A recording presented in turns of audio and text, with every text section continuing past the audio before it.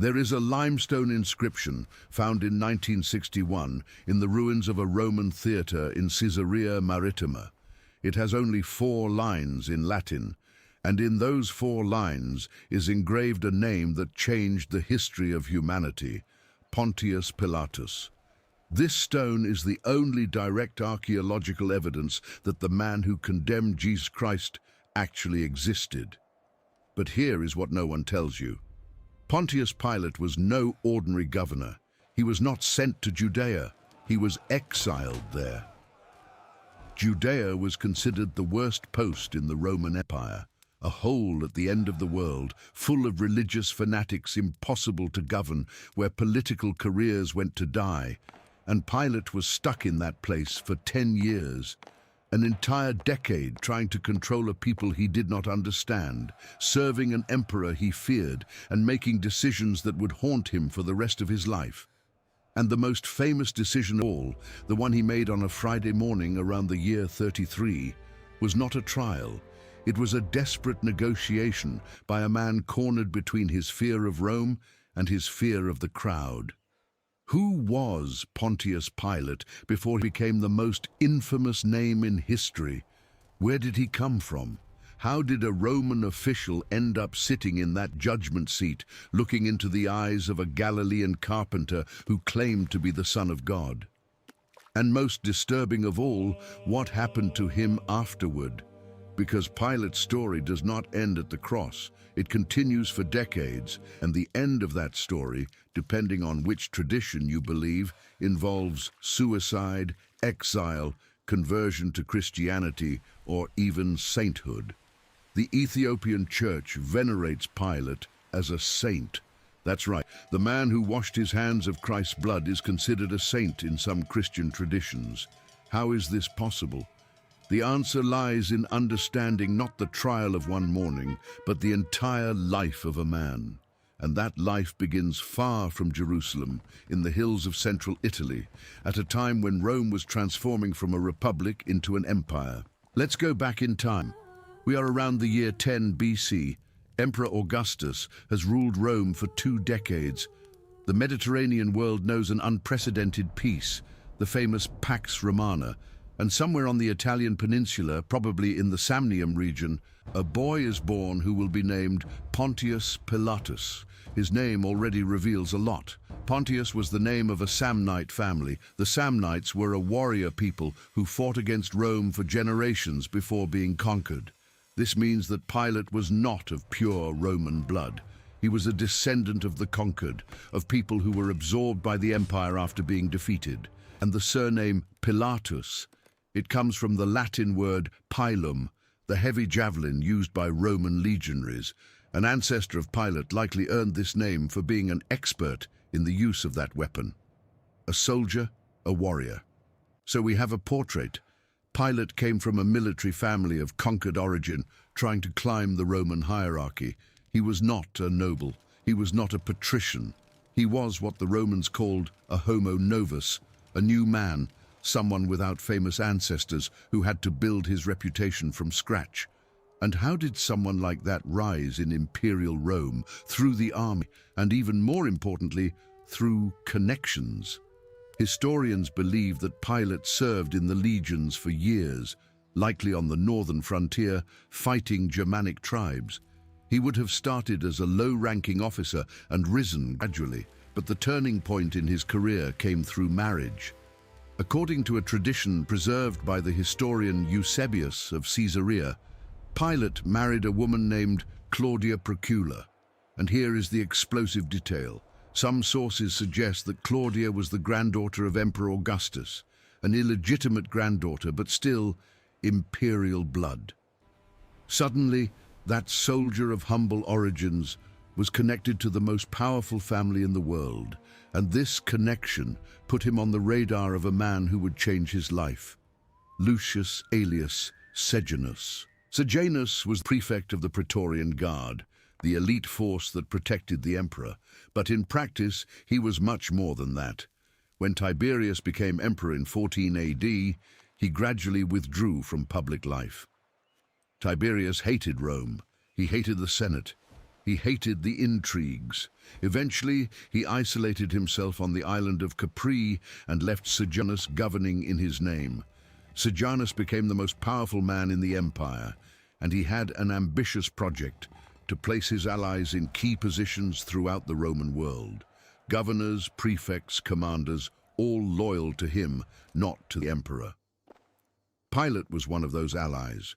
Around the year 26 AD, Sejanus secured Pilate's appointment as the prefect of Judea. It was not a glamorous position. Judea was a fifth-rate province, subordinate to the governor of Syria, full of problems and lacking prestige. But Sejanus didn't want prestige. He wanted control. Having a trusted man in Judea meant having eyes and ears in the east.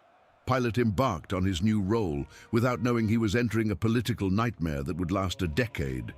To understand what Pilate faced, you need to understand first-century Judea. Imagine a region about the size of a small American state, squeezed between the Mediterranean Sea and the desert. A population of about 2 million people, mostly peasants, ruled by a religious elite based in Jerusalem. A temple that was the absolute center of national life, not just religious, but economic and political.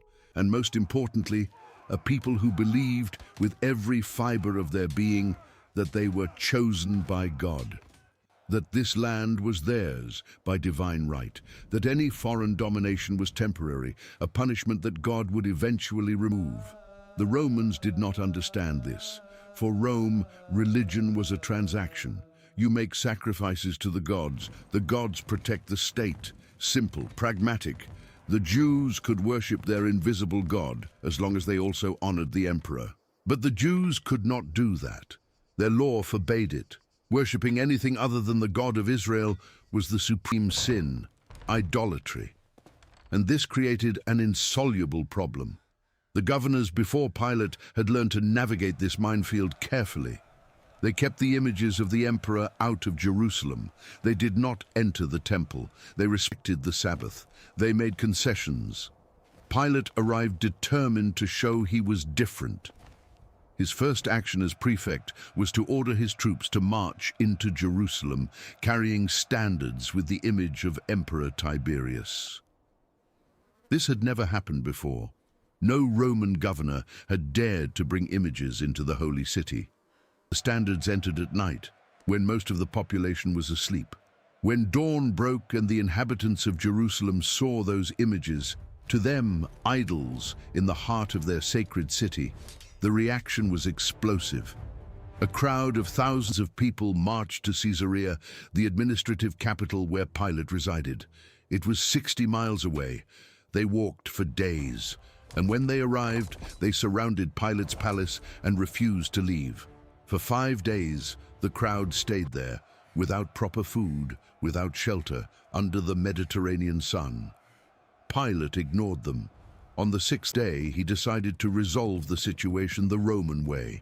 He summoned the protest leaders to the amphitheater as if to negotiate. When they entered, Roman soldiers appeared from all sides with swords drawn. Pilate gave an ultimatum: disperse or die. And here, something happened that Pilate did not expect. The Jews did not flee. They threw themselves on the ground, exposed their necks, and said they would rather die than see God's law violated. Pilate was paralyzed. If he killed hundreds of unarmed protesters, he would have a total revolt on his hands. The governor of Syria would be informed. Rome would be informed. His career would be over. He backed down. He ordered the standards to be removed. It was Pilate's first defeat. It would not be his last. If this level of tension between Pilate and the Jewish people surprised you, comment below. I didn't know. Because most people think Pilate was just a neutral bureaucrat, but the reality was much more complicated. But Pilate didn't learn his lesson. A few years later, he tried again. This time, he decided to build an aqueduct to bring water to Jerusalem. A useful infrastructure project, right? The problem was how he financed it. Pilate confiscated money from the Korban, the sacred treasury of the temple. For the Jews, this money belonged to God. Using it for Roman construction was sacrilege. When the news spread, another crowd formed. This time, Pilate was prepared. He ordered soldiers to blend into the crowd dressed as civilians, with clubs hidden under their clothes. At a signal, they attacked. The historian Flavius Josephus records that many died, some from the blows, others trampled in the panic. The protest was violently dispersed. Pilate had won this battle, but each victory like this deepened the hatred. And there was another problem. Remember Sejanus, Pilate's political godfather? In October of the year 31, everything changed. Tiberius, from his island on Capri, finally realized that Sejanus was accumulating too much power. There were rumors of a conspiracy, that Sejanus planned to take the throne. The emperor acted with brutal speed. Sejanus was arrested, executed, and his body dragged through the streets of Rome. His family was massacred, and all of Sejanus's allies, all those he had placed in positions of power throughout the empire, were suddenly under suspicion. Pilate was one of those allies. Overnight, he went from a trusted man of the regime to a potential traitor. Any mistake now would be fatal. Any complaint that reached Rome could be his death sentence. And it was exactly at this moment of maximum political vulnerability that a group of Jewish priests brought a prisoner to his court. A Friday morning, probably in April of the year 33, the sun had not yet fully risen when the temple guards dragged a man to the praetorium, Pilate's official residence in Jerusalem. The prisoner had been arrested during the night, hastily tried by the Sanhedrin, the Supreme Council of the Jews, and condemned for blasphemy. But there was a problem. The Sanhedrin had no authority to execute anyone. Only Rome could decree death, so they needed Pilate. But the priests did not enter the praetorium. If they entered a Gentile house during Passover, they would become ritually impure and could not eat the supper. The irony is suffocating. They were about to demand innocent blood, but they worried about ritual purity. Pilate had to go out to speak with them, and there, outside his own palace, he saw for the first time the man called Jesus of Nazareth. The Gospels describe an extraordinary scene. Pilate looks at that man and does not see a revolutionary. He does not see an armed zealot. He does not see a threat to Rome. He sees a Galilean peasant with marks of a beating, surrounded by a hysterical religious elite demanding his death. Pilate's question is direct. Are you the king of the Jews? If Jesus said yes, it would be a crime of lèse-majesté. Claiming kingship without Rome's authorization was treason, punishable by death. But Jesus' answer is evasive. You say so. Pilate finds no crime. He says this clearly to the Jewish authorities. I find no guilt in this man. And here begins the macabre dance that would define the rest of the morning. Pilate did not want to kill Jesus. This is clear in all four Gospels. But he also could not simply release him. The priests had brought a crowd. Passover filled Jerusalem with pilgrims, hundreds of thousands of people, many of them fervently nationalist. A spark could set the city on fire. And Pilate remembered very well. He no longer had Sejanus to protect him. Any riot, any formal complaint to the emperor, and his head would roll. So he tried a maneuver. He discovered that Jesus was a Galilean, therefore technically under the jurisdiction of Herod Antipas, who was in Jerusalem for Passover. Pilate sent Jesus to Herod. It was a brilliant political move. If Herod condemned Jesus, the problem was Herod's. If Herod released him, Pilate would have cover to do the same. But Herod didn't take the bait. He mocked Jesus, dressed him in fake royal clothing, and sent him back. No decision, no help. The problem was back in Pilate's lap. The second attempt was the Passover custom. Apparently, there was a tradition of releasing a prisoner during the festival. Pilate offered the crowd a choice, Jesus or Barabbas. Barabbas was a murderer, a revolutionary who had killed during an insurrection. To Pilate, the choice seemed obvious. Who would choose a violent murderer over a peaceful preacher? But he underestimated the priests. They worked the crowd. They shouted Barabbas's name. They coordinated the chorus, Barabbas, Barabbas. And when Pilate asked what he should do with Jesus, the answer came in unison: crucify him. Pilate still tried one last card. He ordered Jesus to be flogged. Perhaps that would satisfy the crowd's bloodlust. The Roman soldiers did their job with brutal efficiency. Roman flogging was no ordinary beating. They used the flagrum, a whip with multiple leather thongs, each ending in pieces of bone or metal. The blows tore the flesh until muscles and sometimes bones were exposed. Many prisoners died during the process. Jesus survived. The soldiers, with their dark barracks humor, wove a crown of thorns and pressed it against his head. They dressed him in a purple robe, a parody of royalty. "Hail, King of the Jews!" and spat on him between laughs. Pilate brought Jesus back to the crowd in this state, covered in blood, barely able to stand, with thorns driven into his forehead. "Ecce homo," Pilate said. "Behold the man." It was an appeal to compassion. Look at him. He is destroyed. Is it not enough? It was not enough. And then came the phrase that sealed Jesus' fate, and in a way Pilate's fate as well. The priests shouted, "If you release this man, you are no friend of Caesar. Anyone who makes himself a king opposes Caesar." Friend of Caesar. In Latin, amicus Caesaris. It was more than an expression. It was an official title, a designation of loyalty, and the priests were threatening Pilate directly. "If you release this man who claims to be king, we will denounce you to Tiberius as a traitor." Pilate, who was already under suspicion for his connection to Sejanus. Pilate, who knew that the paranoid emperor executed people for much less. Pilate, who had a career, a family, a life to lose. He gave in. The text of the Gospel of Matthew records a gesture that would become the eternal symbol of moral cowardice. Pilate had a basin of water brought and washed his hands before the crowd. "I am innocent of the blood of this just man. The responsibility is yours." And the crowd responded with words that would echo through 2,000 years of history: "His blood be on us and on our children." Jesus was led away for crucifixion. Pilate ordered a sign to be placed at the top of the cross in 3 languages: Hebrew, Latin, and Greek. "Jesus of Nazareth, King of the Jews." The priests protested. "Do not write King of the Jews, but write, he said, I am the King of the Jews." And here, finally, Pilate showed a flash of resistance. His response was dry, definitive. "What I have written, I have written." It was his small revenge.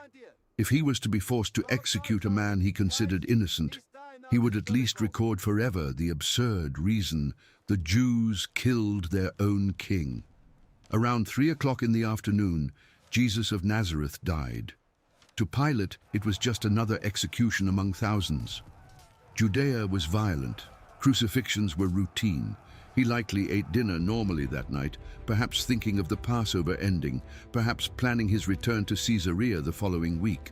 He had no idea that Friday would create a religion that would change the world, that his name would be repeated billions of times for centuries, that he would become synonymous with moral omission. But Pilate's story was far from over. 3 years after the crucifixion, Pilate made his final mistake.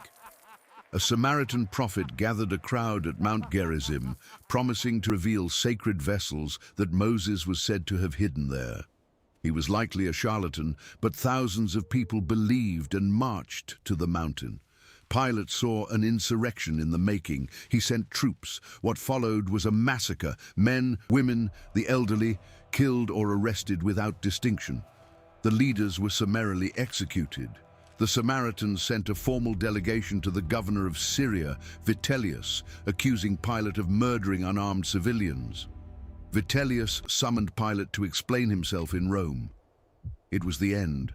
After 10 years in Judea, Pilate was called back to answer for his crimes, but he never actually met Tiberius. The emperor died in March of 37, while Pilate was still traveling. A new emperor took over, Caligula, and here the story becomes cloudy. What happened to Pontius Pilate after that? The sources diverge dramatically, and some of these traditions will completely surprise you. There are at least 4 different traditions regarding the final fate of Pontius Pilate, and they are so contradictory to each other that they seem to speak of completely different people. The first and oldest tradition is that of suicide. The Christian historian Eusebius of Caesarea, writing in the 4th century, states that Pilate fell into such misfortune under Caligula that he was forced to become his own executioner. In other words, he killed himself. Eusebius sees in this a divine justice. The man who condemned Christ was condemned by his own conscience. Unable to live with the weight of what he had done, he chose death. For the Christians of the time, it was a fitting end. Jesus' blood pursued Pilate to the grave, but Eusebius gives no details. When did this happen? Where? Why specifically? He doesn't know or doesn't say. It is second-hand news, likely based on rumors circulating among 2nd and 3rd century Christians. Medieval legends filled the gaps with macabre enthusiasm. According to a tradition that spread through Europe, Pilate was taken to Rome in chains. Caligula, enraged by the massacres in Judea, decreed his execution. But when the guards came to fetch Pilate from his cell, he was already dead. He had thrown himself on his own sword. Other versions are even more elaborate. In one, Pilate's body was thrown into the Tiber River. But strange phenomena began to happen: storms, apparitions, inexplicable deaths. The Romans fished out the body and sent it to Gaul, where it was sunk in the Rhone River. The same phenomena began again. Desperate, they transferred the remains to a lake in the Swiss Alps, Lake Pilatus, which supposedly still bears his name.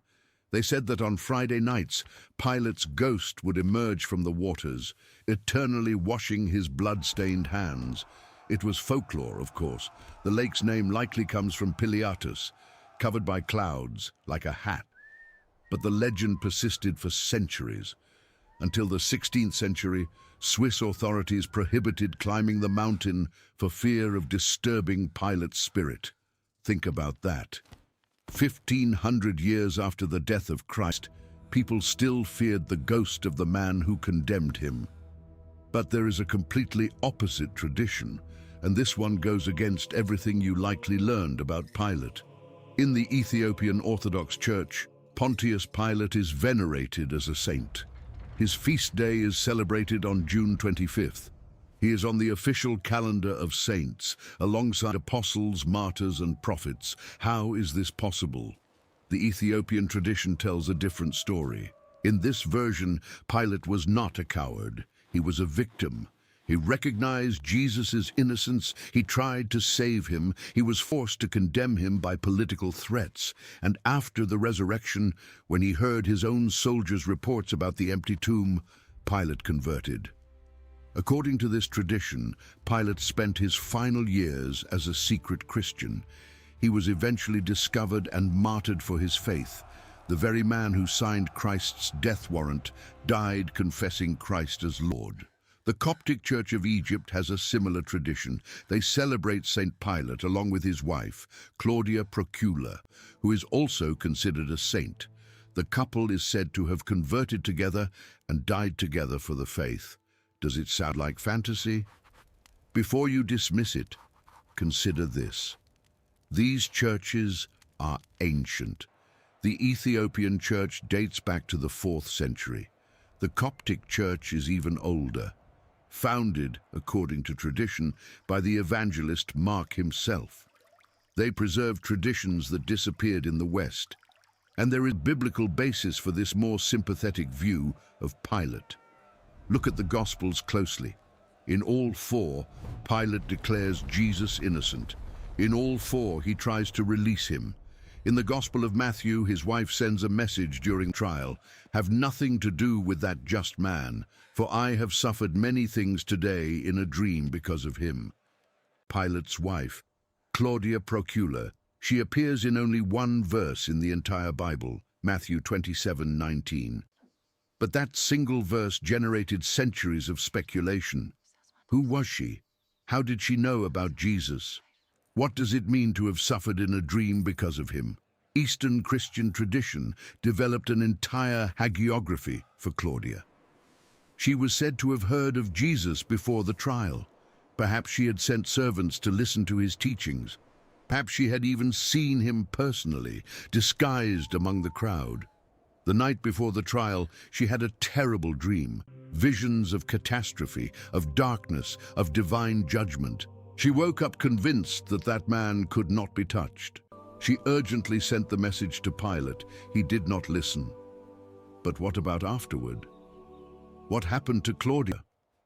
One tradition says she converted to Christianity during her lifetime, while Pilate was still governing Judea. She would have met secretly with Mary Magdalene and other followers of Jesus. She would have helped the nascent Christian community with money and protection. When Pilate was removed from office and called to Rome, Claudia would have gone with him.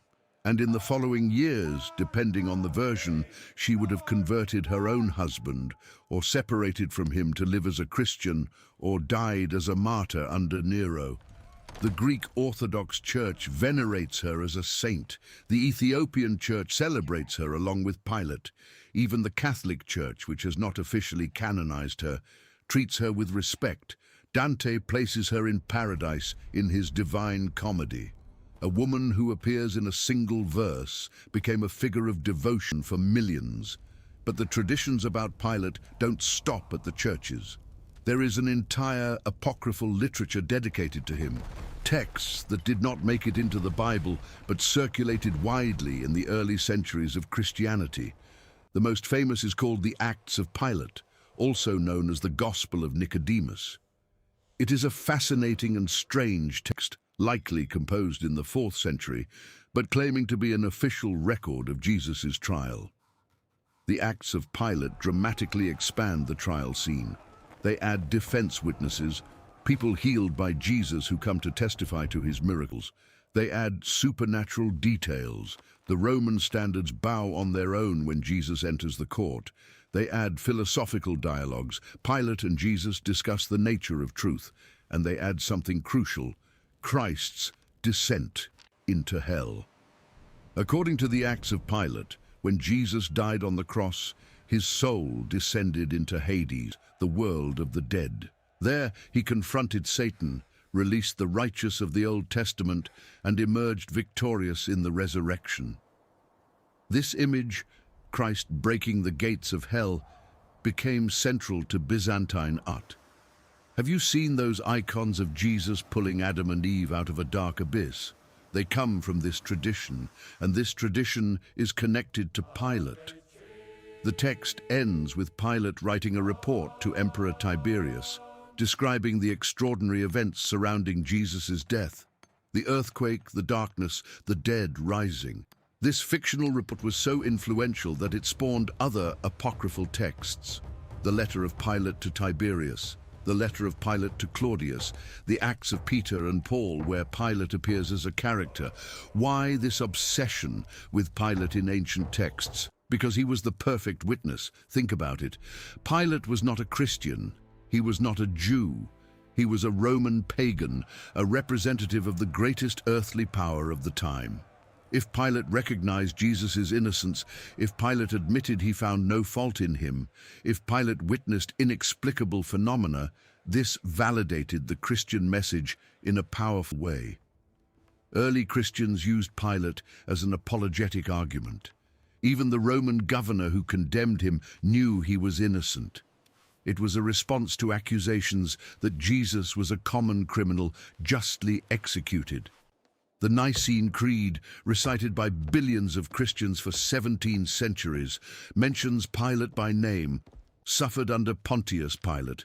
He is the only human being besides Jesus and Mary mentioned in this fundamental statement of faith. Not the apostles, not the prophets, Pilate. But this inclusion was not an honor, it was a historical anchor. Early Christians lived in a world of mystery religions, cults with gods who died and rose in mythical times and vague places. Osiris, Attis, Dionysus, all had narratives of death and rebirth, all set in a misty past once upon a time. Jesus was different. Jesus died in Jerusalem during Passover, when Pontius Pilate was prefect, under Emperor Tiberius, verifiable dates and locations, real people. To put Pilate in the creed was to say, this is not a myth, this happened. Check the Roman records, verify it. And indeed, the Pilate stone found in 1961 proves that Christians were right about at least that. Pilate existed. He governed Judea. He was a prefect, not a procurator, exactly as ancient sources indicated. But the question that has haunted theologians for 2 millennia remains without a definitive answer. What is Pilate's real guilt? The Gospels seem to want to minimize it. Pilate tries to release Jesus. Pilate declares his innocence. Pilate washes his hands. The weight of guilt seems to fall on the Jewish leaders and the crowd. But is that historical justice or political convenience? Remember that the Gospels were written decades after the events, at a time when Christians were separating from Judaism and trying to establish themselves in the Roman world. Blaming Rome was dangerous. Blaming the Jews was safer. Some modern historians argue that the Gospels deliberately softened Pilate, that the historical Pilate, the man who massacred Samaritans, who provoked crises with standards and aqueducts, who ruled with an iron fist for 10 years, would hardly hesitate to execute an inconvenient preacher. On the other hand, the Gospels themselves preserve details that do not favor this theory. Why invent Pilate's hesitation if the goal was simply to blame the Jews? Why include his wife interceding? Why show Pilate trying maneuvers to free Jesus? Perhaps the truth is more complex. Perhaps Pilate really did hesitate, not out of kindness or spiritual perception, but out of political instinct. He felt a trap. He saw the priests manipulating the situation.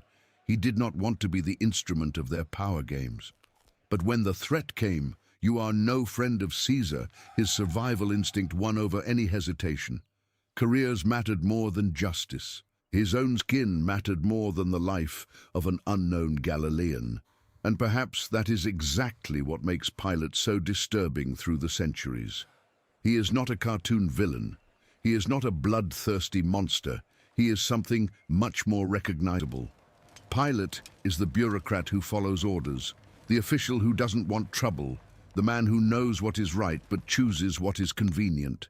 He is the "I was only following orders 2,000 years before Nuremberg." When Pilate washed his hands, he tried to transfer the responsibility. "It's not me, it's you."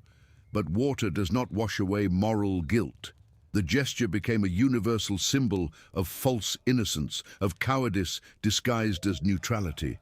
Hannah Arendt, the philosopher who coined the term "the banality of evil" while covering the trial of Adolf Eichmann, could have been describing Pilate. Ordinary men, not monsters, commit the greatest atrocities because they follow procedures, because they obey superiors, because they don't want complications. Pilate did not hate Jesus. He likely felt nothing for him. Jesus was an administrative problem, a complication on a Friday morning.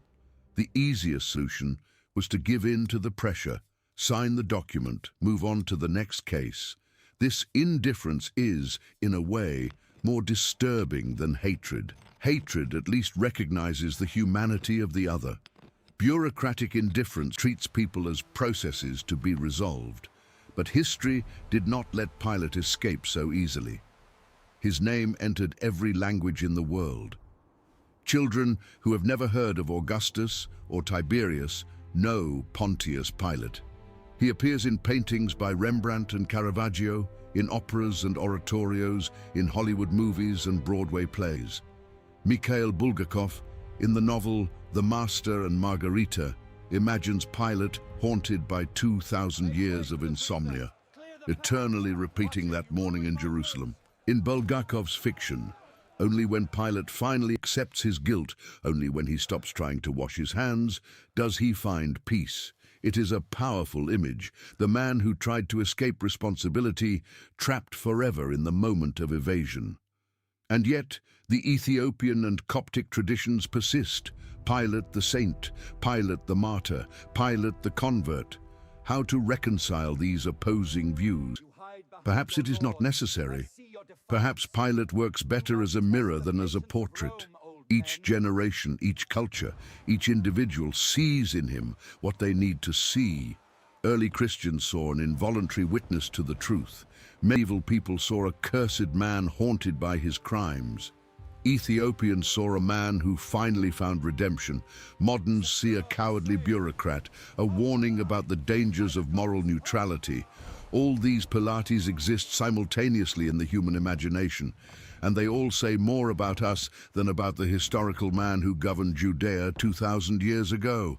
But there is a dimension of Pilate's story that is rarely explored, and it has to do not with Jesus, not with Rome, not with religion, but with what it means to live with the consequences of a decision.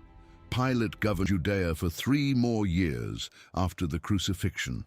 1,000 or so days waking up, making decisions, managing a province. Did he think about Jesus? Did he remember that morning? Or had he filed the episode away as just one more execution among hundreds? We don't know. We don't have his diaries, his letters, his private thoughts. We have only the silence of historical records, but we know he continued to have problems. The Samaritan massacre was not an isolated incident. It was the pattern of a decade. Pilate never learned to govern without violence. He never understood the people he administered. He never found a balance between firmness and prudence. And when he was finally removed, when he boarded that ship back to Rome, he went as a failed man. 10 years in Judea, and nothing to show for it but crises, massacres, and complaints. The return trip must have been long, weeks at sea, with plenty of time to think. Pilate was in his 50s, old by Roman standards. His career was over. His patron was dead. His emperor had died while he was traveling. What goes through a man's mind in that situation? Did he think of Jesus? Did he wonder if he had made a mistake? Or did he maintain the conviction that he had done the only possible thing under the circumstances? The tradition of suicide suggests remorse. The tradition of conversion suggests transformation. The tradition of exile suggests oblivion, a man who simply vanished into obscurity, dying somewhere without anyone noticing. Any of these are possible. All are projections. What we know for sure ends here. Pilate was removed from office in 36 or 37 AD. He was sent to Rome to explain himself to the emperor. Tiberius died before he arrived. After that, silence. No Roman historian mentions Pilate's fate. Tacitus, who writes about Christ and the Christians, does not say what happened to the prefect. Suetonius ignores him completely. Flavius Josephus, who detailed Pilate's crimes, does not record his end.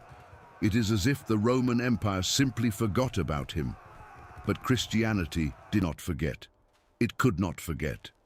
Every time a believer recited the creed, there was the name Pontius Pilate. Every time the Passion was read during Holy Week, there he was, asking, "What is truth?" and washing his hands. Pilate became immortal in the most ironic way possible. He wanted a career in Rome. He achieved eternity in Christianity. And here we need to pause and look at what happened afterward, because the history of Judea did not stop when Pilate boarded that ship. In fact, the problems he helped create, or at least failed to solve, continued to grow like a malignant tumor in the body of the Roman Empire. Pilate's replacement was Marcellus. After him came Marullus. Then a succession of increasingly incompetent, increasingly corrupt, increasingly brutal governors. The tension between Rome and the Jews did not decrease. It intensified. Each governor seemed determined to outdo the last in provocations and violence. And the messianic movements, the ones Rome so feared, they multiplied. After Jesus came dozens of others. Theudas, who promised to divide the Jordan River as Moses divided the Red Sea, he was beheaded. the Egyptian, who gathered thousands on the Mount of Olives, promising to bring down the walls of Jerusalem with words. His followers were massacred, but he escaped and was never found. One after another, prophets and messiahs arose from the hills of Galilee, from the Judean desert, from the shores of the Dead Sea. Rome responded always in the same way: swords, crosses, blood. And each response created more martyrs, more anger, more resistance. 30 years after Pilate left Judea, the situation exploded. In 66 AD, the Great Jewish Revolt began. What had been passive resistance, occasional protests and constant tension, turned into open war. The Jews expelled the Roman garrison from Jerusalem. They massacred an entire legion at the pass Beth Horon, the worst Roman defeat in the East in decades. For an extraordinary moment, it seemed that tiny Judea could defy the greatest empire on earth. Rome responded with full force. Nero sent his best general, Vespasian, with 3 legions, 60,000 professional soldiers against a nation in arms. The campaign lasted 4 years. It was brutal beyond anything Pilate had done. Entire cities were razed. Populations were sold into slavery. Galilee, the land of Jesus, was systematically devastated. Josephus, the historian who wrote about Pilate, was there, first as a Jewish commander, then as a Roman prisoner, and finally as a collaborator and chronicler. He recorded everything: the sieges, the famines, the mass suicides, the crucifixion of 500 prisoners a day during the siege of Jerusalem, so many that the Romans ran out of wood for crosses and space to erect them. In August of the year 70, the temple fell. Not only was it conquered, it was demolished, stone by stone, exactly as Jesus had prophesied 40 years earlier. Not one stone shall be left upon another. The disciples thought it was impossible. The temple was one of the largest structures in the ancient world. Herod had taken decades to build it. It seemed eternal, but Titus's legions left nothing but the Western Wall, the Wailing Wall that still exists today. The rest turned to rubble and ash. Think about what that meant. The center of Judaism, the place where God dwelt on earth, the only place where sacrifices could be offered, destroyed. More than 1 million dead, according to Josephus, 97,000 enslaved, a civilization shattered. And the Christians, the followers of Jesus, they escaped. According to the tradition preserved by Eusebius, the Christian community of Jerusalem received a prophetic warning before the siege began. They fled to Pella, a Greek city on the other side of the Jordan. When Titus entered Jerusalem, there were no Christians to massacre. For the early believers, this confirmed everything. Jesus had warned about the destruction of the temple. Jesus had said to flee when they saw armies surrounding Jerusalem. The prophecy was fulfilled. The new covenant replaced the old. Christianity definitively separated from Judaism. And Pilate, where did he fit into this catastrophe? Some of the early Christians saw a direct line. Pilate had condemned Jesus. 37 years later, Rome was condemned to destroy its own temple. The blood that the crowd accepted, be on us and on our children, had fallen. It was a theology of retribution, cruel and satisfying for a persecuted community. But others saw it differently. Pilate had been an instrument of a divine plan. Without the cross, there would be no resurrection. Without death, there would be no salvation. Pilate, without knowing it, had fulfilled the scriptures. He was the necessary villain of the sacred story. This tension was never resolved.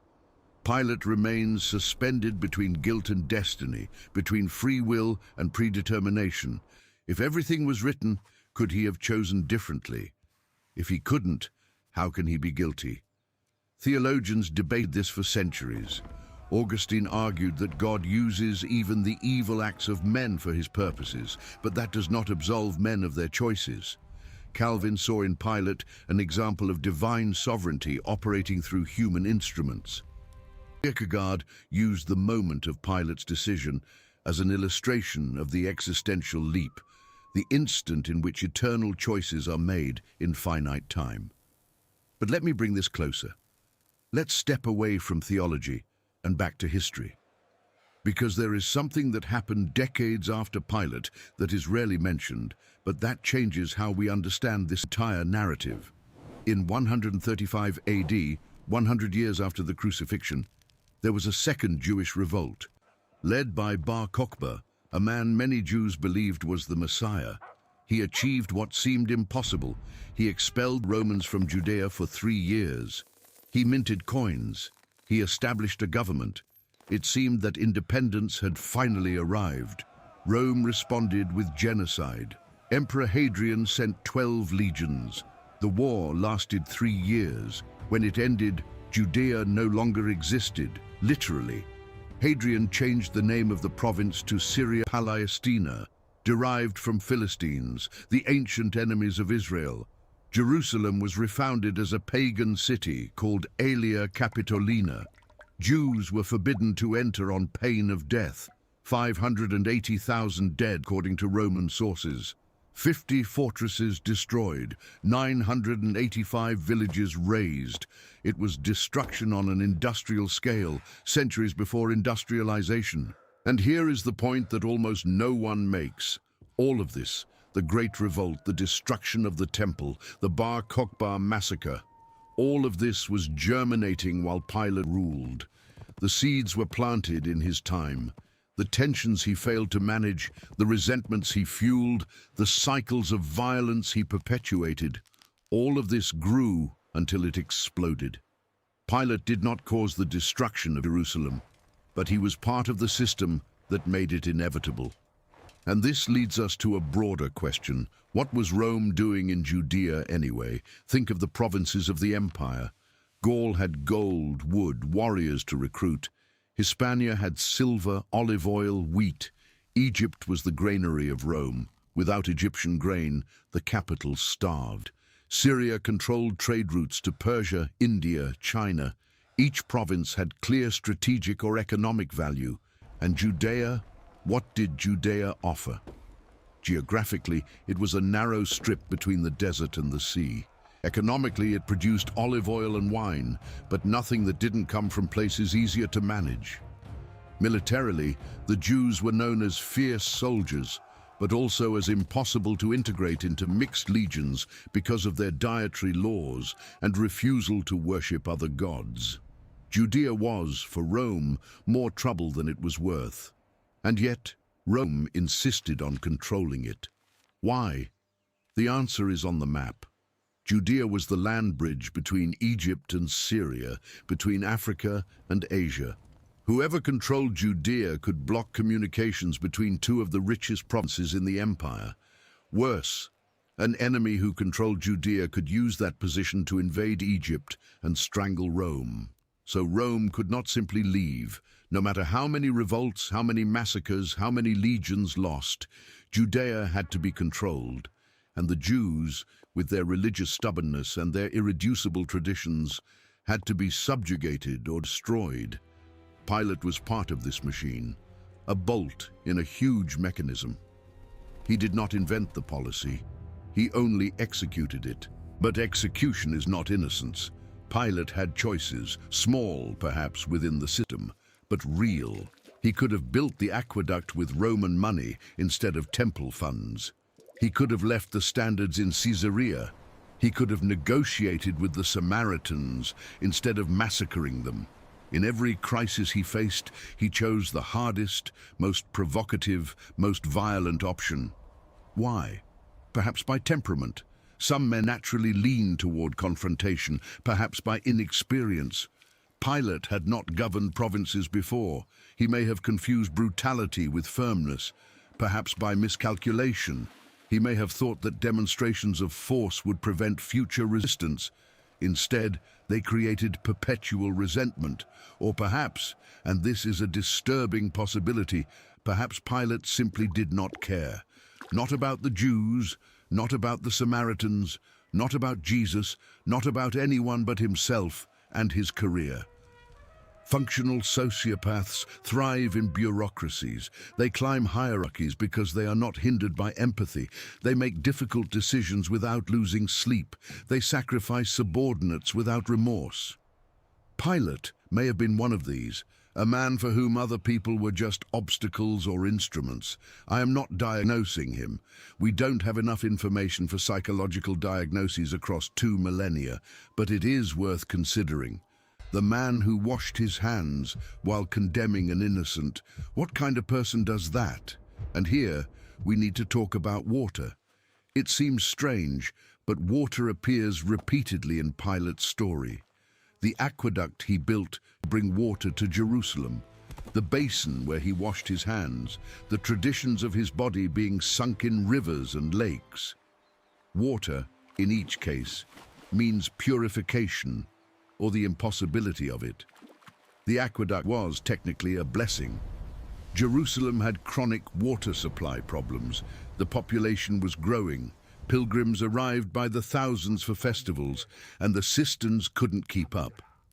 Pilate solved the problem, but he used sacred money, and when they protested, he responded with clubs.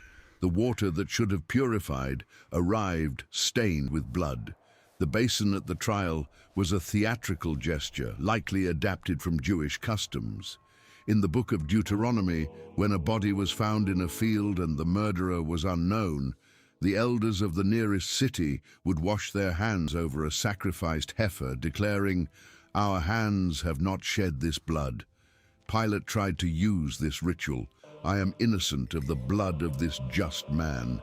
But the ritual was for when the murderer was unknown. Pilate knew exactly what he was doing. He was ordering the execution. The water could not absolve him of a conscious decision. That is why the gesture became a symbol of hypocrisy instead of innocence. Pilate tried to look clean while dirtying his hands. The water exposed his falsehood instead of washing it away, and the traditions about his body being thrown into rivers, causing storms and disturbances. They are inversions of baptismal symbolism. The water of baptism washes away sins and brings new life. The water that receives Pilate rejects the body, causing death and chaos. Not even the rivers can purify the man who condemned Christ. It is folklore, of course, medieval symbolism, not history. But folklore reveals what people felt, what they feared, what they believed. And for more than 1,000 years, Christian Europe believed that Pilate was unpurifiable, that his crimes were beyond forgiveness, that not even death released him, except in the churches of the East, except where Pilate was a saint. And here we need to be honest about something. The Ethiopian and Coptic traditions about Saint Pilate are late. We have no evidence that they existed in the early centuries. The oldest church fathers, Tertullian, Origen, Eusebius, treat Pilate as an ambiguous figure, not as a saint. The canonization seems to have come later for reasons that are not entirely clear. One theory is that these churches, isolated from Mediterranean Christianity by centuries of Islamic conquest, developed their own traditions based on apocryphal texts circulating in their regions.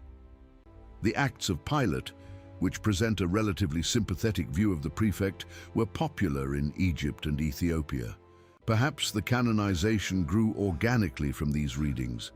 Another theory is more pragmatic. Both the Coptic and Ethiopian churches existed in contexts where Christians were a minority ruled by non-Christians.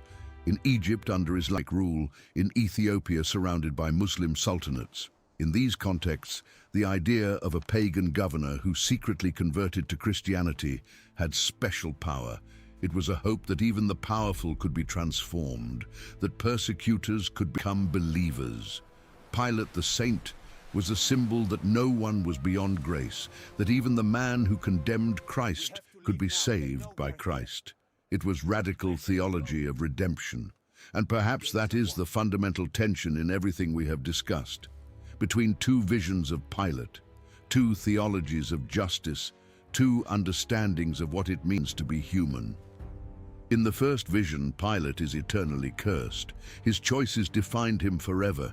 He had the chance to do right, he chose wrong, and he pays for it through the centuries. It is a theology of consequences. where actions have permanent results, where character is revealed in moments of crisis, where men are judged by what they do under pressure. In the second vision, Pilate is the redeemed sinner. His choices were terrible, but they were not final. At some point later, perhaps years later, he recognized his mistake. He repented, he converted, and he was forgiven.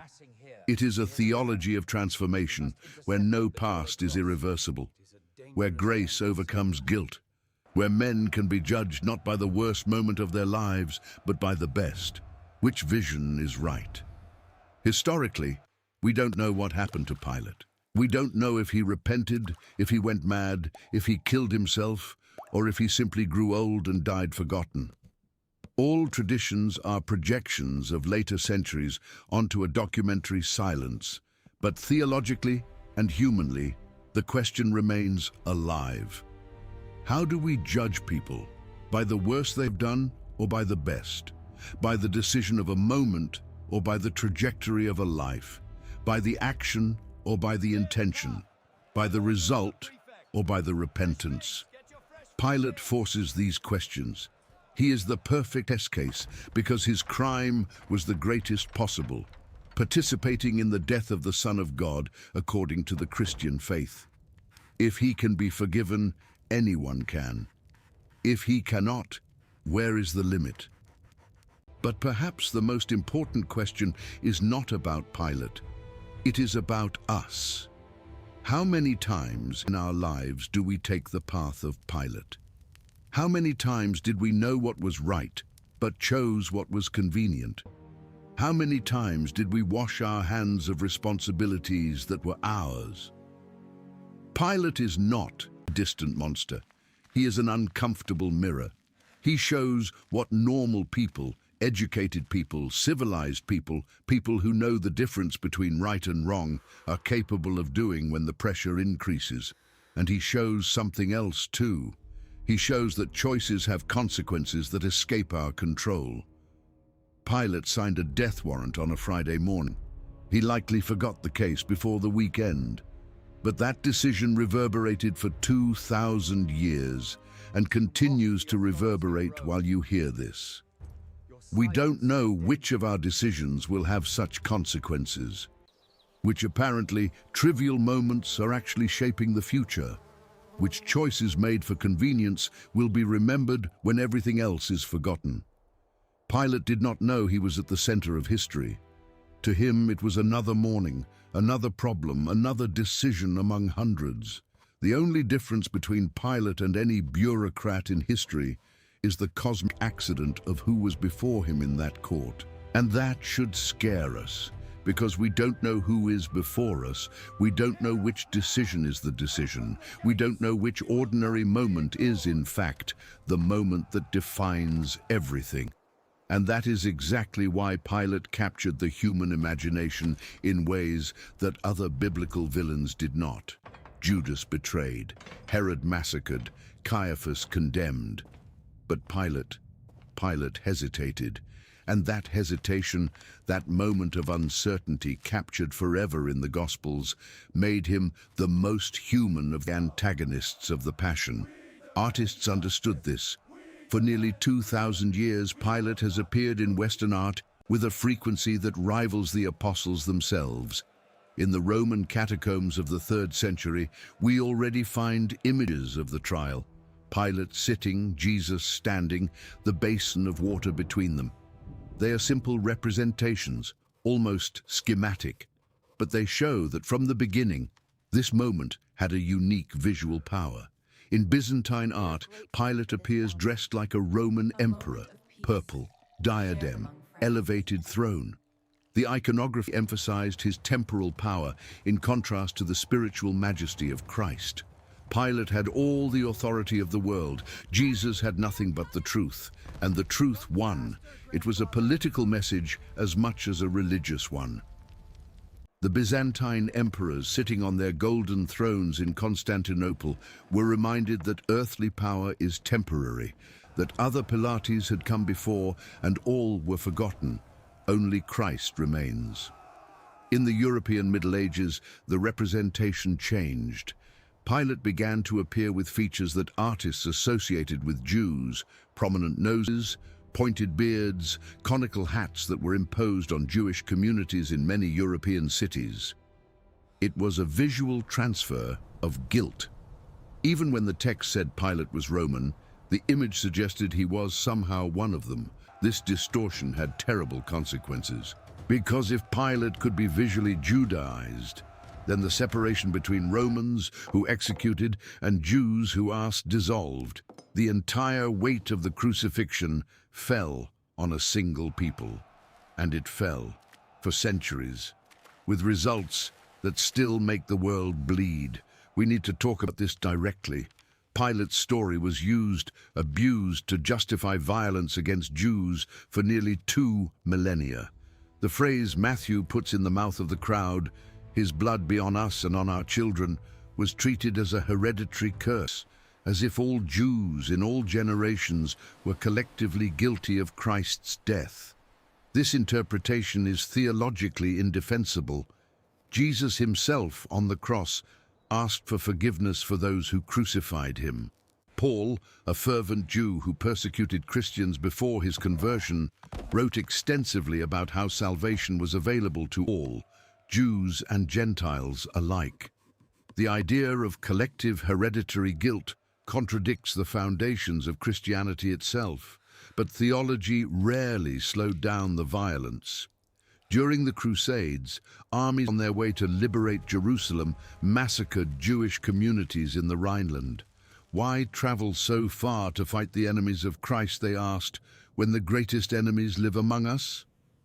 During the Black Death, when a third of Europe died, Jews were accused of poisoning wells. Thousands were burned alive. During the Russian pogroms of the 19th century, mobs shouted about the blood of Christ while destroying entire villages.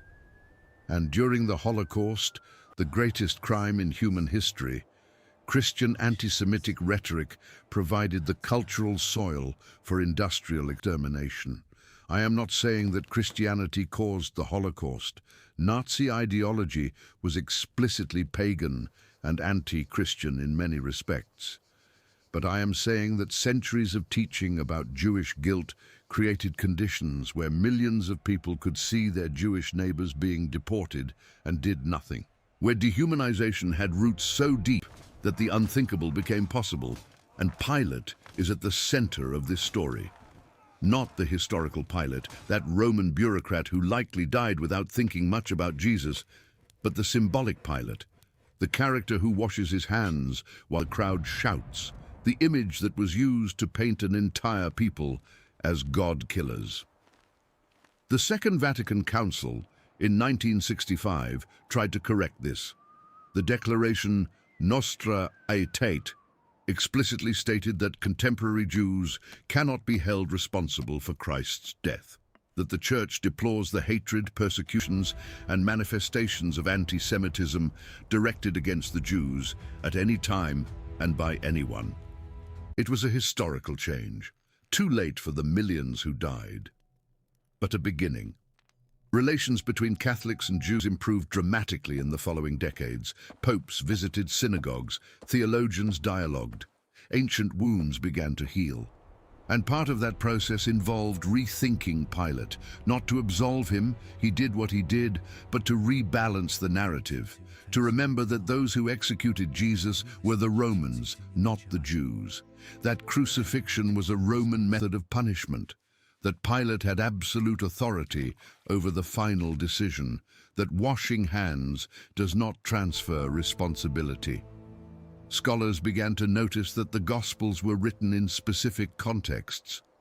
Mark wrote likely in Rome, during or shortly after Nero's persecution, minimizing Roman guilt and maximizing Jewish guilt made political sense for a Christian community trying to survive in the heart of the empire. It was not falsification, it was emphasis, a choice of focus, and those choices, amplified by centuries of repetition, created distortions that cost lives. Today, many preachers and scholars make a point of contextualizing, of explaining that the Jews in the Gospels mean specific leaders at a specific moment, not an entire people. of remembering that Jesus was Jewish, that the apostles were Jewish, that Christianity was born as a movement within Judaism, that any anti-Semitism is, at some level, hatred against the roots of the Christian faith itself. Pilate, reread this way, becomes again what he likely was historically, the one finally responsible, the man with power of life and death, the representative of an empire that crucified thousands without losing sleep, not a puppet manipulated by sinister Jews, but an agent of Roman power doing what Roman power always did. And this rereading opens space for a different question. If Pilate was the primary agent, if Rome was the system that executed Jesus, then what does that say about power, about empires, about the relationship between faith and state? Jesus was executed because he was perceived as a political threat. The titulus on the cross, King of the Jews, was an accusation of sedition. Rome did not crucify people for religious heresy. It crucified for defiance of imperial authority. The empire killed Jesus because it saw in him, correctly or incorrectly, a threat to the Roman order. And here is the irony that no Roman could have predicted. The execution that was supposed to eliminate the threat multiplied it exponentially. 30 years after the crucifixion, Paul was preaching in Rome. 60 years later, there were Christian communities in every major city of the Mediterranean. 300 years later, the Roman Empire was officially Christian. The religion of the crucified conquered the crucifiers. Not by swords, the Christians had no armies. Not by wealth, most were poor. Not by political power. For centuries, they were a persecuted minority. They conquered by resilience, by community, by mutual care, by a message that resonates with deep human needs. And they conquered, paradoxically, by carrying the image of their greatest defeat as a symbol of victory. The cross, the instrument of torture and shame, the object that was supposed to mark Jesus as a defeated criminal. That became the most recognized symbol on the planet. It is in cathedrals and chapels, on necklaces and tattoos, on mountains and hospitals. Billions of people look at an instrument of execution and see hope. Pilate, by ordering the crucifixion, thought he was ending a problem. He was, without knowing it, creating a symbol that would outlast Rome, outlast all the empires that came after. The cross survived because the story did not end on Friday. It ended, or began, on Sunday. In the resurrection that Christians proclaim as the central event of human history. But what if there were no resurrection? It is a question worth asking, not to challenge anyone's faith, but to understand what was at stake. If Jesus had simply died and remained dead, what would be left? Pilate would be a footnote in a lost text about a forgotten Galilean preacher. The crucifixion would be one among thousands, an anonymous tragedy in a brutal empire. The disciples would have scattered, returned to their fishing nets, their carpentry shops. The name of Jesus of Nazareth would have vanished as the names of hundreds of other proclaimed and forgotten messiahs vanished. But something happened. Something that transformed a group of terrified fishermen into preachers who faced prison, torture, and death without flinching. Something that made Paul, a fanatical persecutor, completely change direction. Something that created a community willing to die in Roman arenas singing hymns. Whatever happened on that Sunday, whether the physical resurrection that believers proclaim, or something that history cannot explain in naturalistic terms, it changed everything. And by changing everything, it retroactively transformed Pilate from a minor bureaucrat into a figure of cosmic significance. He didn't know. That is the point that continues to resonate. Pilate had no idea who was before him. He saw a rural preacher, a provincial problem, one more decision in a day full of decisions. The soldiers who flogged him did not know. The ones who drove the nails did not know. The ones who cast dice for his clothes did not know. None of them woke up that morning thinking they were participating in the most important moment of human history. They lived their normal lives, did their normal jobs, made decisions that seemed normal. And so, without knowing it, they became characters in a story that would be told for millennia. There is a modern literary tradition that imagines Pilate finding out later. Anatole France wrote a famous short story, The Procurator of Judea, published in 1902. In it, an elderly Pilate living in retirement in Sicily is visited by a friend. They talk about the old times in Judea. The friend mentions Jesus of Nazareth. Pilate does not remember the name. He tries, he makes an effort, but he cannot. So many cases pass through him, so many executions. Why would he remember this one? The story ends with this amnesia. Pilate genuinely forgot the moment that defined his eternity. It is a story about the banality of evil before Hannah Arendt coined the term, about how atrocities are committed by people who do not perceive the weight of what they are doing, about how history judges differently than the participants imagine. Mikhail Bulgakov in The Master and Margarita took the opposite direction. His Pilate remembers perfectly, and that is his hell. He is trapped for nearly 2,000 years in a stone chair in the mountains, suffering from an eternal migraine, unable to sleep because every time he closes his eyes, he sees the moon and the path he should have walked. His crime was not cruelty, it was cowardice. He knew that Yeshua HaNozri was innocent. He knew he should release him, but he was afraid of damaging his career. He chose convenience over truth, and for that, he is condemned to live and relive that moment, unable to change what he did. At the end of the novel, Pilate is finally released. Margarita asks the master to let him go, and Pilate, waking from his eternal sleep, runs along the moonlit path he always wanted to walk, finally having the conversation with the philosopher he should have had 2 millennia before. It is redemption, but redemption that comes from without, not from within. Pilate does not free himself through his own repentance. He is freed by the mercy of others. Bulgakov, writing under Stalin, knew something about impossible choices, about systems that force people to condemn the innocent, about the cowardice that is born of real fear. His Pilate is a tragic figure, not a simple villain. A man who did wrong knowing it was wrong and lived or died with that consciousness. This tradition of reimagining Pilate continues. In Ben-Hur, he is a dark presence in the background of events. In Scorsese's The Last Temptation of Christ, he appears briefly, perplexed by the prisoner who seems not to want to defend himself. In Mel Gibson's The Passion of the Christ, he is the most sympathetic of the antagonists, a man trying to do what is possible in an impossible situation. Each generation recreates Pilate in its own image, or rather, each generation uses Pilate to explore its own questions about guilt, responsibility, power, and redemption.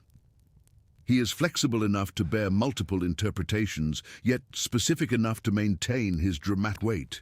And us, our generation, what do we do with Pilate? We live in an era of complex systems. Algorithms make decisions that affect millions. Bureaucracies process people as numbers. Chains of command dilute responsibility until no one seems responsible for anything. When a corporation destroys an ecosystem, who is to blame? The CEO, the board, the shareholders, the consumers? When a government incarcerates the innocent, who answers? The judge who signed, the prosecutor who accused, the officer who arrested, the legislator who made the law. Pilate washed his hands. He said the responsibility was others, that he was just an executor of forces greater than himself. How many of us do the same every day on a smaller scale? We buy products made in conditions we dare not investigate. We vote in systems we know to be imperfect. We pay taxes that fund actions we would never personally approve. We work for companies whose practices we prefer not to examine closely. And we tell ourselves, I am just one person. I have no real power. What could I do differently? It is the defense of Pilate. And it is a defense that works until the moment it no longer works, until the moment history looks back and asks, did you know? Could you have done differently? Why didn't you? The Nuremberg trials forced this question. Nazi officials sat in the dock and offered the same defense, almost word for word. We were following orders. We were part of a system. We had no real choice. If we had refused, others would have done it in our place. What would change? The judges rejected this defense. They established a principle that still echoes in international law. There are orders that must not be obeyed. There are systems that must not be served. There is a point where I was just doing my job ceases to be an explanation and becomes a confession. But where is that point? How to identify it before it's too late? Pilate likely thought he was doing his job, maintaining order, avoiding a riot that could cost lives, choosing the lesser evil. From his perspective, in an empire where crucifixions were routine, where the life of a provincial was worth nothing compared to public stability, his decision made brutal sense. He was not in a Nuremberg court. He had no universal declarations of human rights.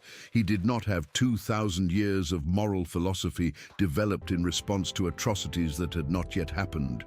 He had the tools of his time, and with those tools, he did what he did. Does that absolve him? No, but it complicates things, because it forces us to ask, what are the tools of our time? What atrocities are we committing now with full awareness that future generations will look upon with horror? What are we normalizing that should not be normal?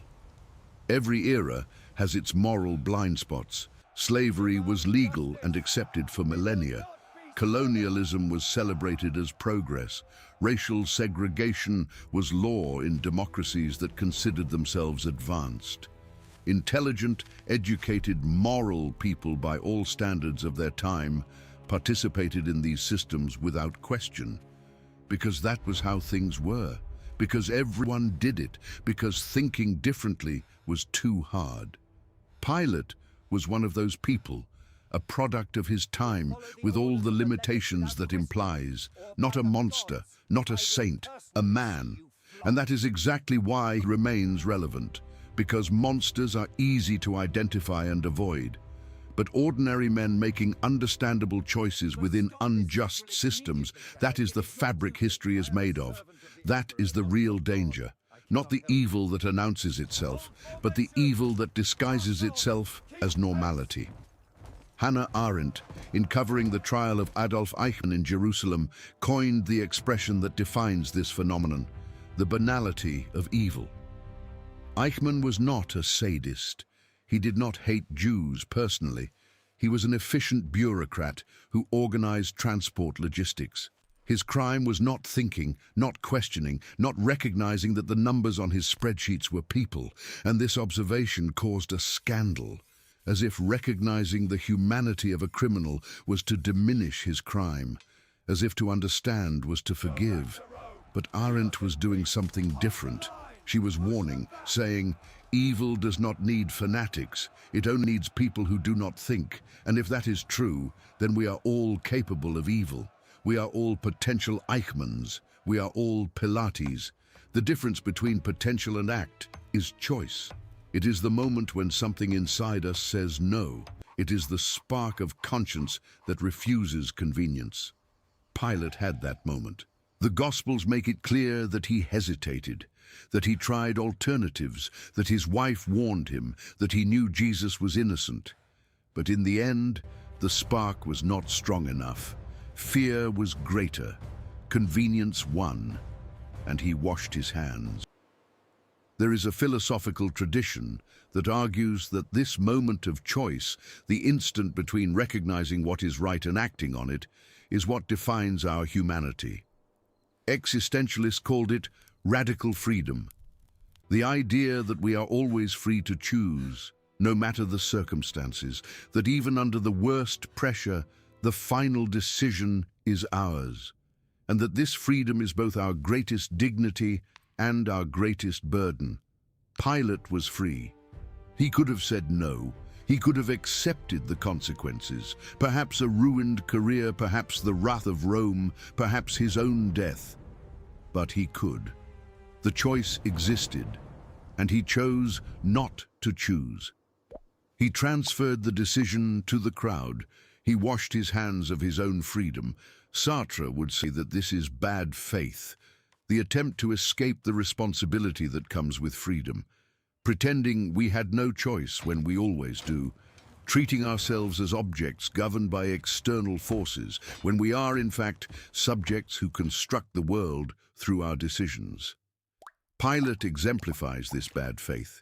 He had all the power. He used it to pretend he had none. And in that fiction, he condemned an innocent man while keeping his hands symbolically clean. But there is another philosophical tradition, less popular, but perhaps more honest.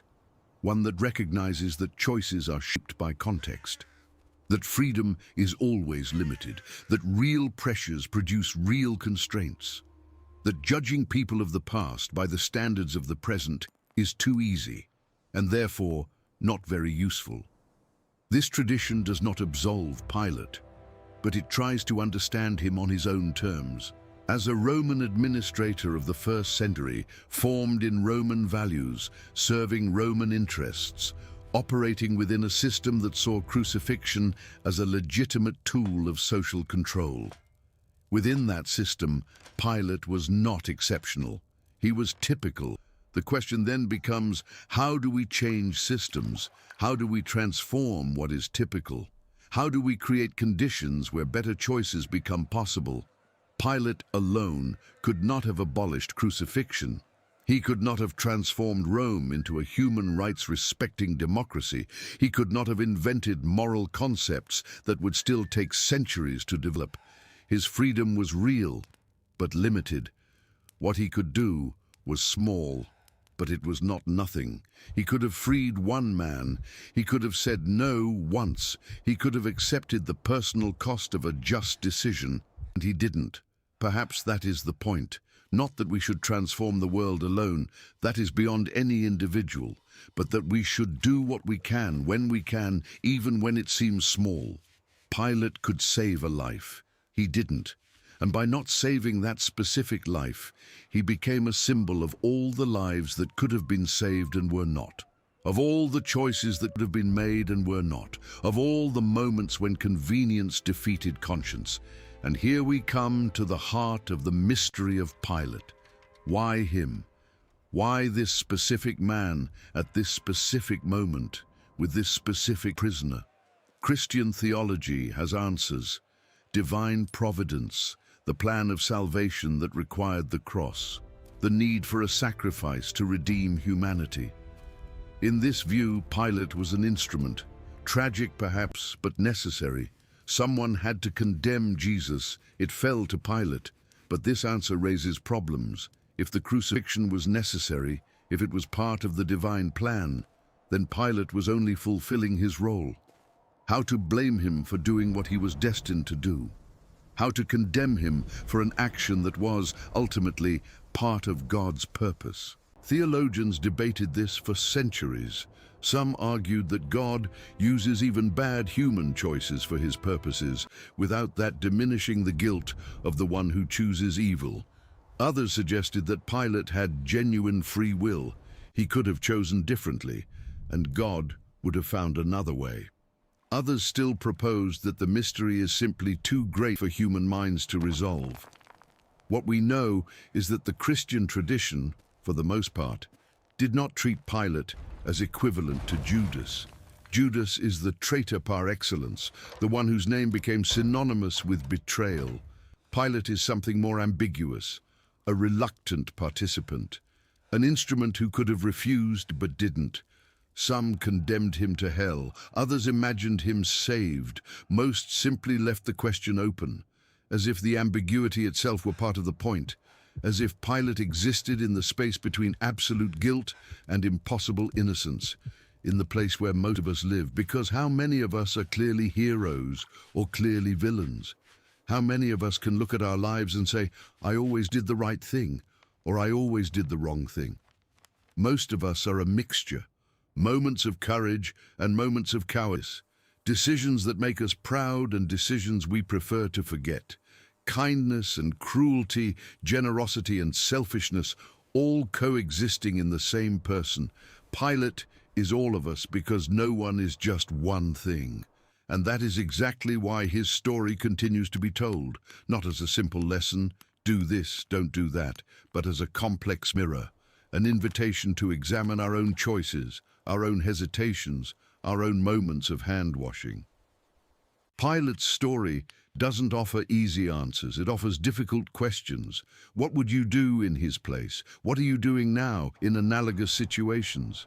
When was the last time you knew what was right and chose what was convenient?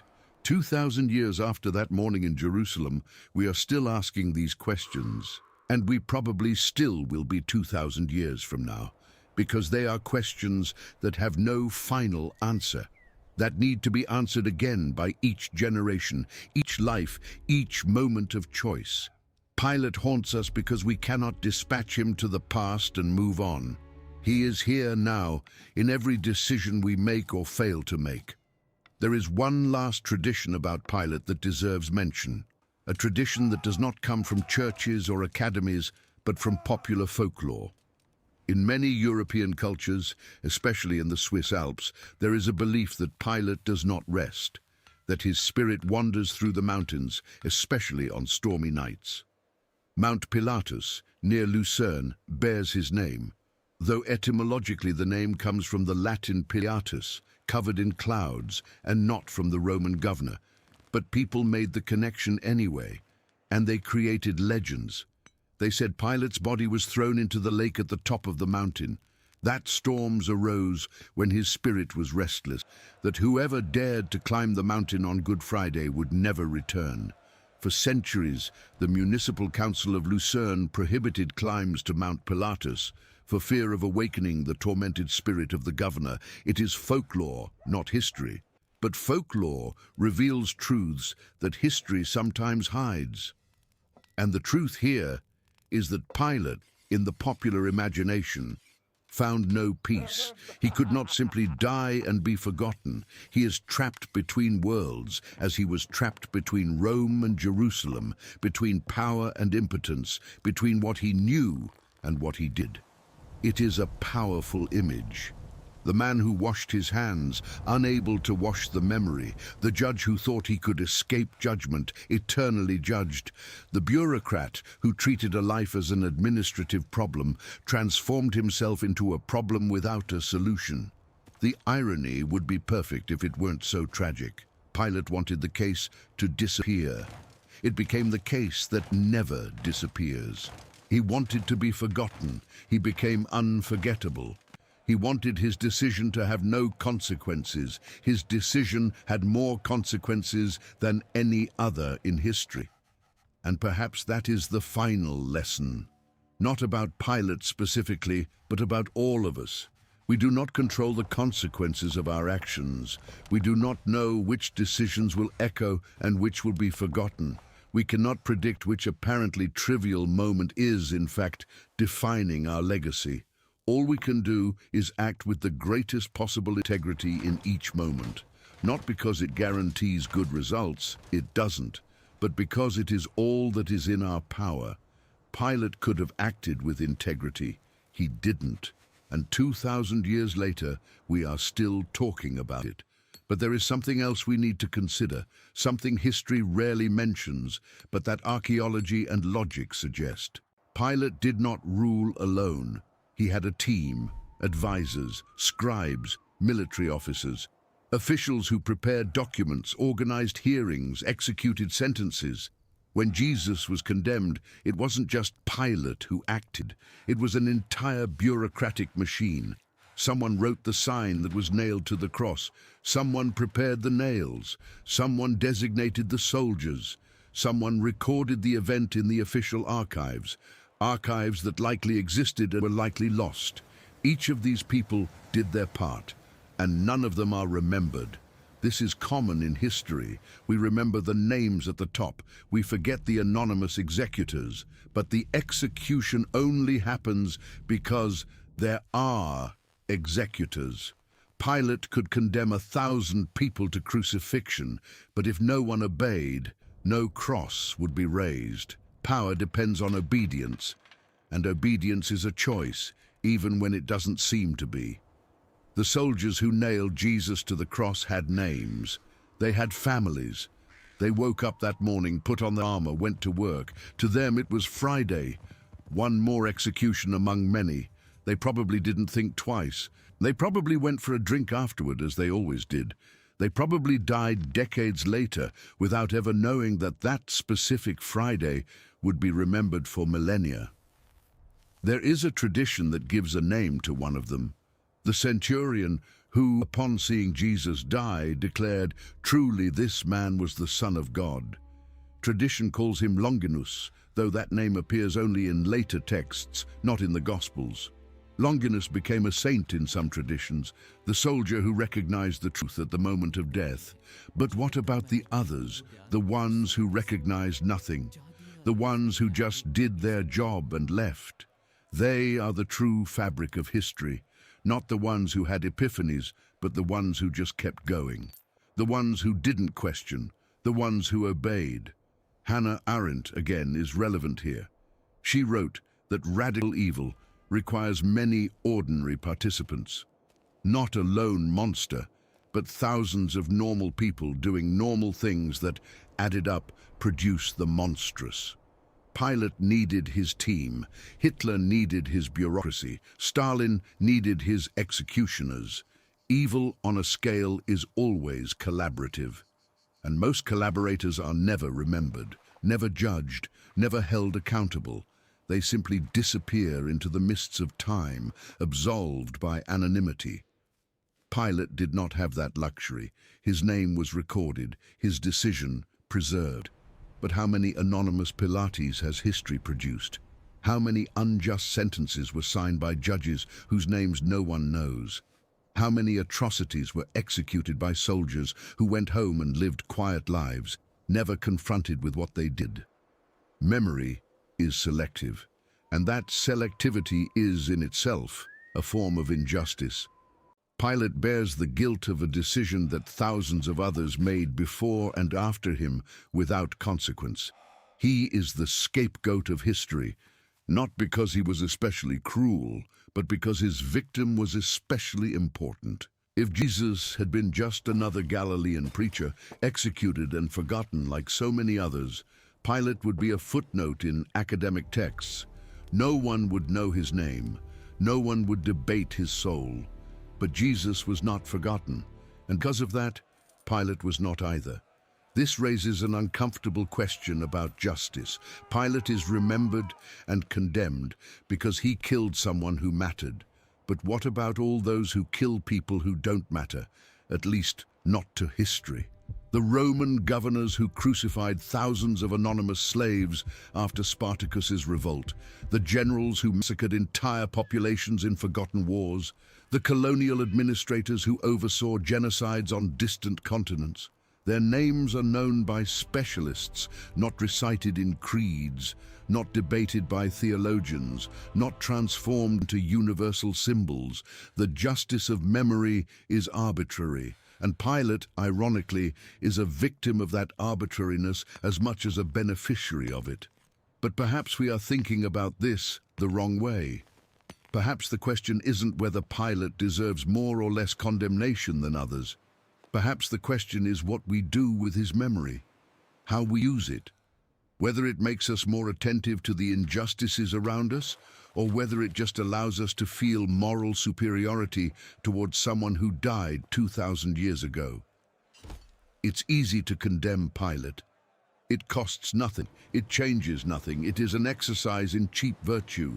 The hard part is looking at our own lives with the same severity, examining our own choices with the same rigor, asking where we are being Pilate, and doing something about it. Pilate's story ends in mystery. We don't know when he died. We don't know where he is buried. We don't know if he had a final moment of clarity, of repentance, or if he went to the end without ever questioning what he did that morning in Jerusalem.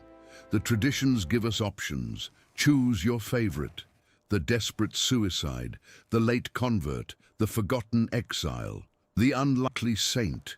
Each version says more about the one telling it than about Pilate himself. He has become a blank canvas for our projections, a mirror for our fears, and that is how he will remain. But there is something we can say for sure. Pilate existed. This is not a myth.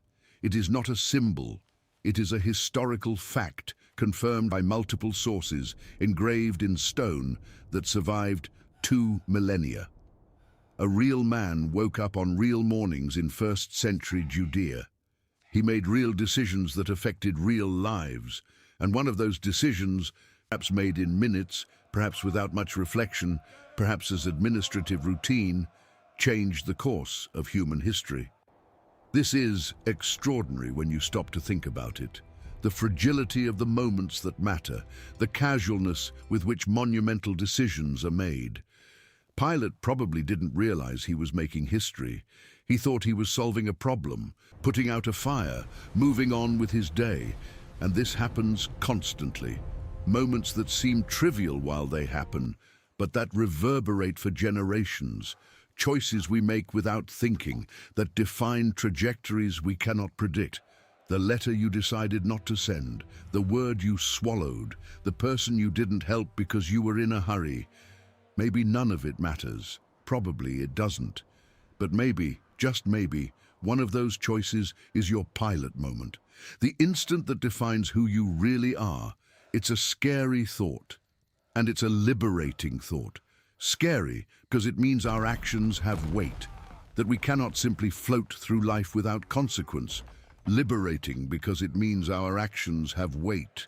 That what we do matters, that we are not mere spectators of a history written by others, but active participants in the human drama. Pilate found this out the worst way possible. His attempt not to get involved, to wash his hands, to transfer responsibility, all of it involved him more deeply than if he had simply taken a side.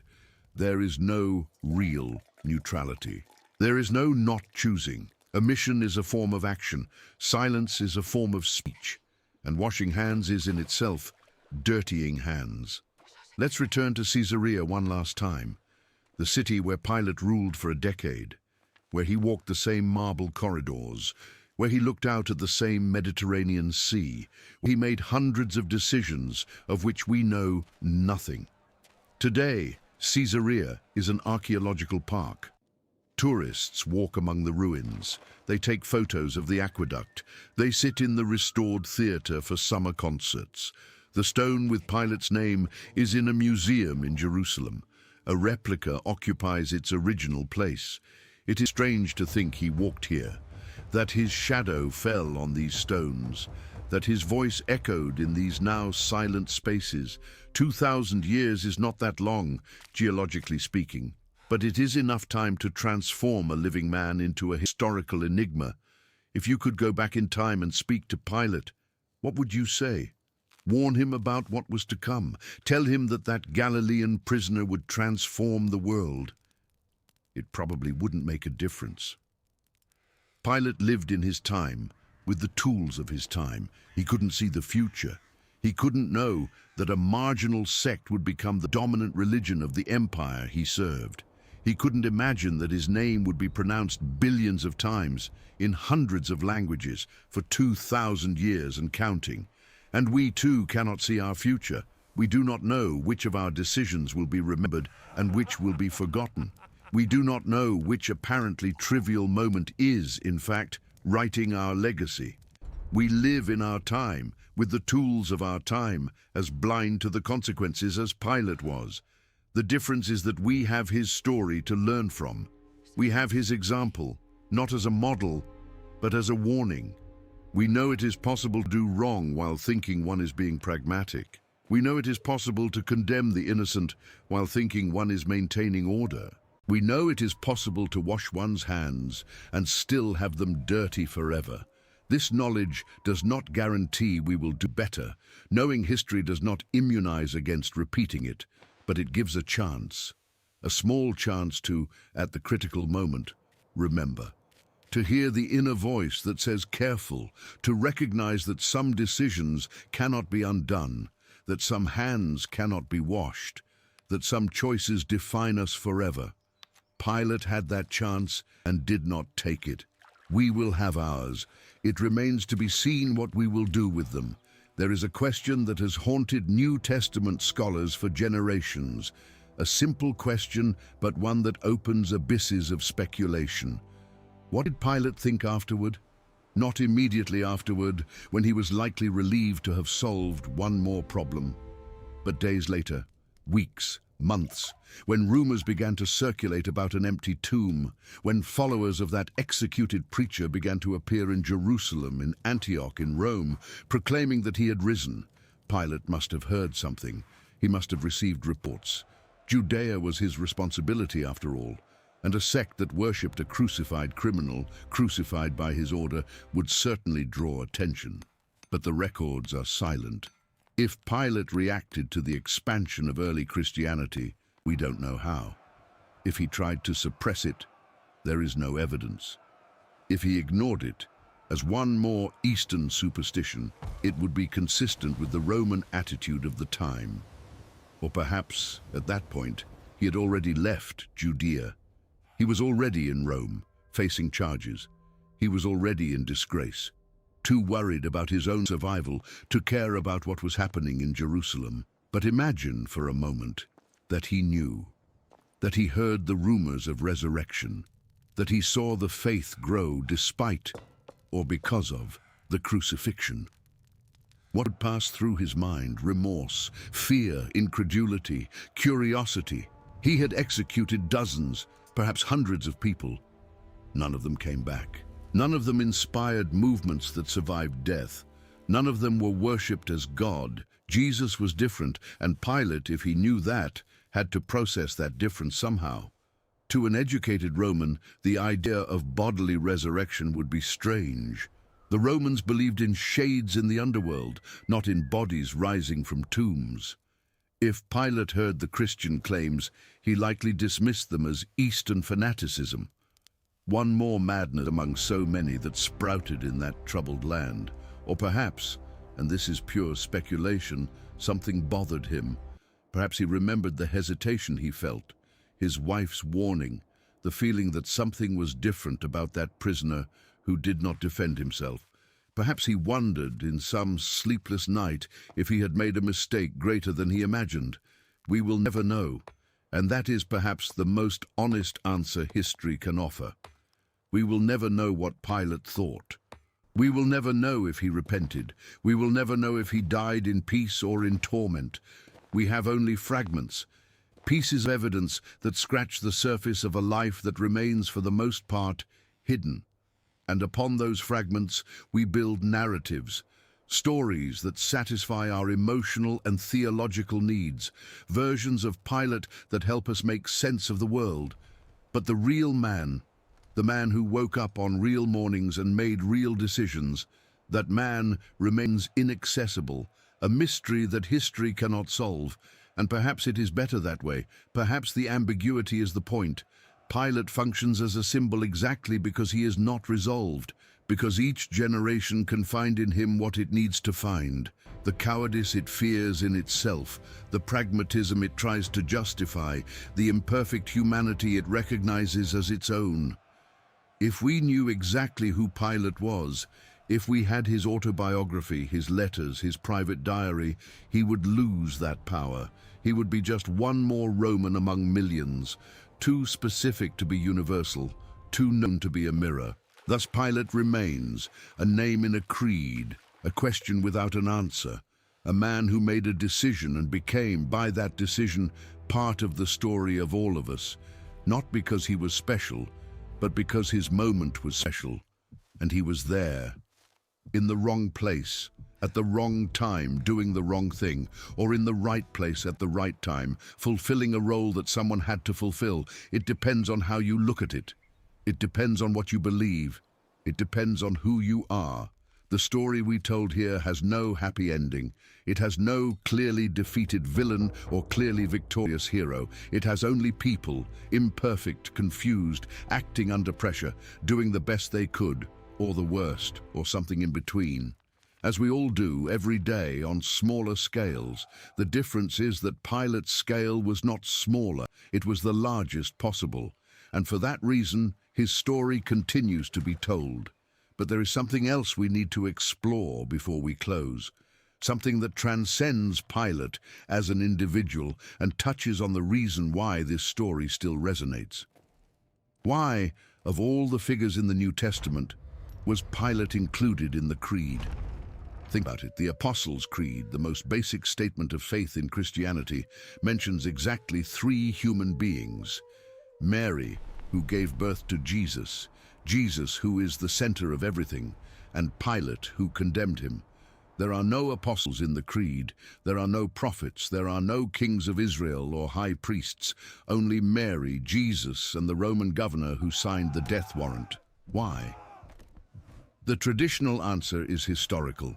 Pilate anchors the narrative in time and space. When the creed says suffered under Pontius Pilate, it is saying, this happened. Not in a mythical time, not once upon a time, but during the rule of a specific Roman official, who can be verified in records, who left his mark on stones that still exist. It is an affirmation of historicity, a refusal to treat Jesus' death as allegory or symbol. It happened under Pilate, you can check. But there is another answer deeper. Pilate represents something in the creed. He represents the world, secular power, the human authority that judges and condemns. When Christians recite suffered under Pontius Pilate, they are recognizing that Jesus did not die in the abstract.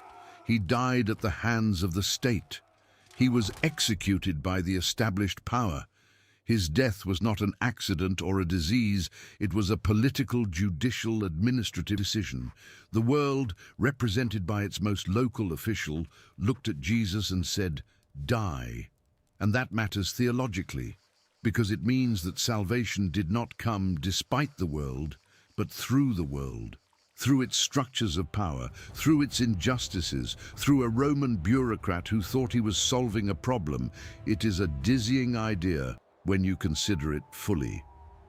Christian theology states that Jesus' death was necessary for human redemption, that without the cross there would be no salvation. And if that is true, if the crucifixion was part of the divine plan, then Pilate was also part of the plan. His pragmatism, his cowardice, his decision to give in to the crowd, all of this served a greater purpose that he could not understand. Pilate thought he was in control. In fact, he was an instrument. This creates a moral paradox that theologians have debated for centuries. If Jesus' death was necessary, can Pilate be blamed for causing it? If he was fulfilling a divine plan, did he have a real choice? Augustine and others argued yes, that Pilate acted for the wrong reasons with the wrong intentions, and that makes him guilty, even if the result was, somehow, part of a greater good. It is like the criminal who commits a crime that by accident saves a life. The positive result does not absolve the negative intention. Pilate wanted to eliminate a problem. He did not want to save humanity, and it is by the intention that he will be judged. But other theologians, especially in the Eastern Orthodox tradition, were more generous. They saw in Pilate a tragic, almost sympathetic figure, a man caught in forces greater than him, a pagan who, without the tools of faith, could not recognize what was before him. The Ethiopian tradition that canonized him as a saint follows this line. Pilate was not a villain. He was a victim of circumstances. He did what any Roman would do in his place. And eventually, according to these traditions, he found the truth and converted. It is a generous reading, perhaps too generous. But it reveals something about how different cultures process guilt, redemption, and the possibility of change. The West, generally, was less generous. In medieval European art, Pilate often appears as an ambiguous figure at best, a coward at worst. Passion plays, those popular dramas that reenacted Jesus' death, often portrayed him as weak, wavering, pathetic. A man who had the power to do right and did not use it. The contrast was always with Jesus, who had no power and yet remained firm. Pilate had armies, Jesus had words, and the words won.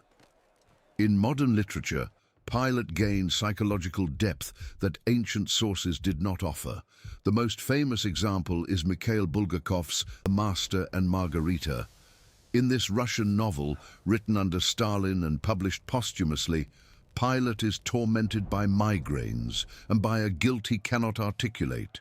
Bulgakov imagines a Pilate who knows he's doing something wrong, who subtly tries to save Jesus, who is defeated not by his own evil, but by a larger system he cannot defy. It is a reading that resonated in the Soviet Union, where many saw themselves in the same position, knowing the regime was unjust, but unable to resist without destroying themselves. And that is the lasting power of Pilate as a literary figure. He is adaptable. Each era finds in him what it needs. For early Christians, he was the representative of Rome, the power that persecuted them. For medievals, he was the unjust judge, a reminder that human authority is fallible.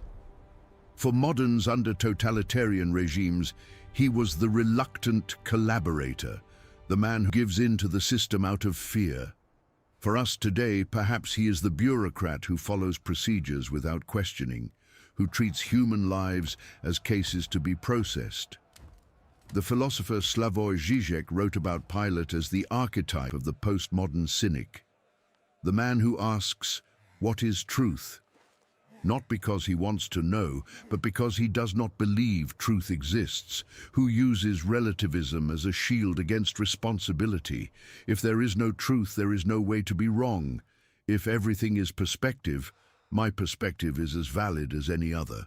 Pilate in this reading is the first postmodernist, and his hand-washing, the first gesture of detached irony that refuses to take anything seriously enough to defend it.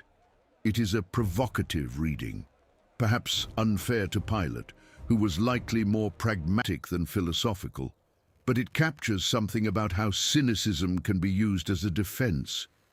If you don't believe in anything, you cannot be accused of betraying anything. If you refuse commitment, you cannot be held responsible for its consequences. Pilate tried this strategy. It didn't work.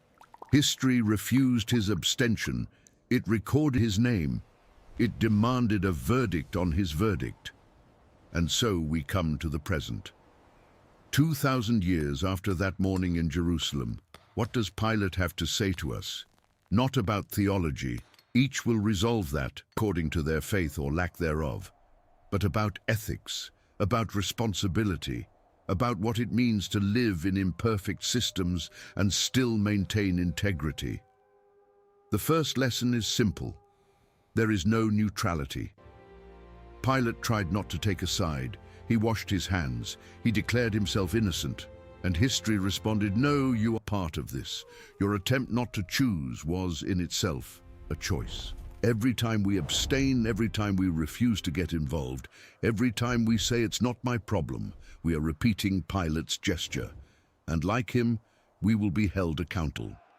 The second lesson is about knowledge and action. Pilate knew.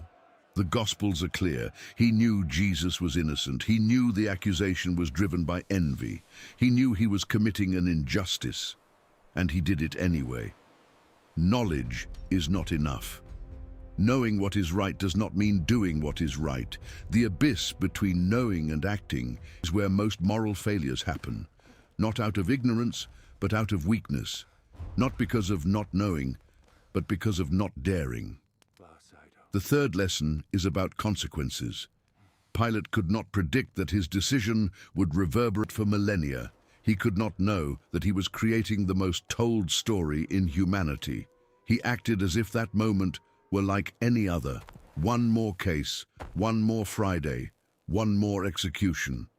And he was wrong. Some moments are different. Some moments define everything that comes after. The problem is that we don't know which ones they are until it is too late. The only answer is to treat every moment as if it could be that moment, every decision as if it could be the decision.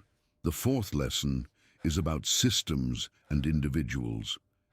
Pilate was part of a system, the Roman Empire, with its rules, hierarchies, expectations.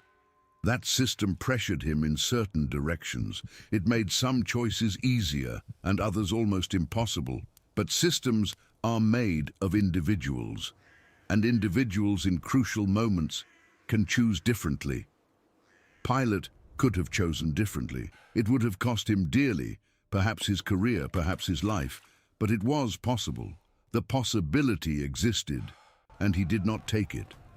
We too live in systems, economic, political, social systems that pressure us in certain directions, that make certain choices easy and others hard. But the possibility of choosing differently always exists. The question is whether we will have the courage to use it. And the last lesson is about memory. Pilate will be remembered forever, not for his achievements, not for his service to Rome, not for anything he considered important. He will be remembered for a moment, a single moment in which he failed. It is a brutal reminder that we do not control our legacy. We do not choose what we will be remembered for. We can spend decades building a reputation. A single act can undo it. Or we can live in anonymity, and a single act can make us eternal. Memory is unjust, but it is all we have after we go.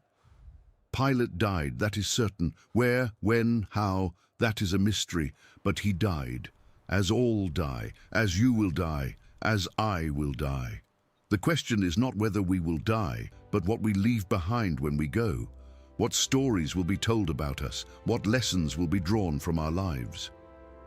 Pilate left a cautionary tale, an example of how not to act, a name that means wavering, cowardice, the failure to defend what one knows to be right. It is not the legacy he would choose, but it is the legacy history gave him. There is a final irony in all of this. Pilate wanted peace. He wanted order. He wanted his government to be quiet and his career to be successful. In trying to preserve those things, he made a decision that would guarantee exactly the opposite. There would be no peace. There would be 2,000 years of debate. There would be no order. There would be a new religion that would transform the world. There would be no success. There would be disgrace and exile and a name stained forever. Pilate failed in everything he tried, and that failure made him immortal. It is almost comical when you think about it. Almost.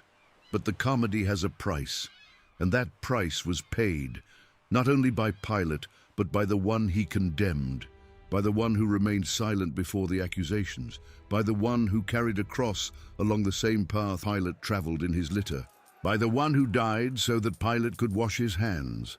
And perhaps that is the final image we should keep. Not Pilate in court, arrogant and hesitant. Not Pilate washing his hands, pretending innocence. But Pilate years later, wherever he was, remembering. Because he must have remembered. No one forgets the day they condemned someone to death. No one forgets the eyes of a man who knows he's going to die. Pilate carried that memory in Rome, in Gaul, in whatever exile he was sent to. He carried it to the end, and when the end came, whether by his own hand, or by old age, or by disease, that memory was there. The Galilean who did not defend himself, the crowd that shouted, the water that cleaned nothing, the question he asked without wanting an answer, what is truth?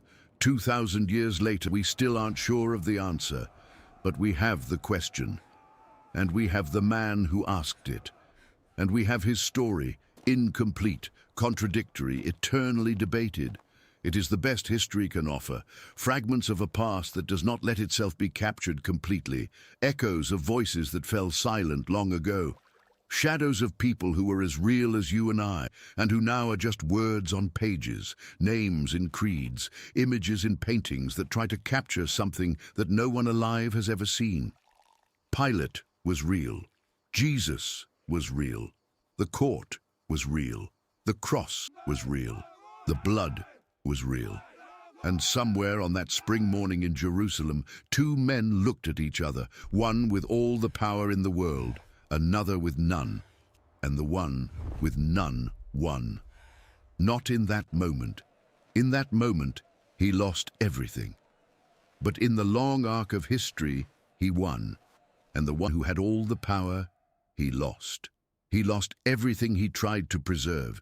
He gained only a name that would be spoken in contempt, in pity and warning by billions of people who never knew him. It is a story about power, about what it can and cannot do, about how the power that seems absolute is often an illusion. Pilate had legions. Jesus had words.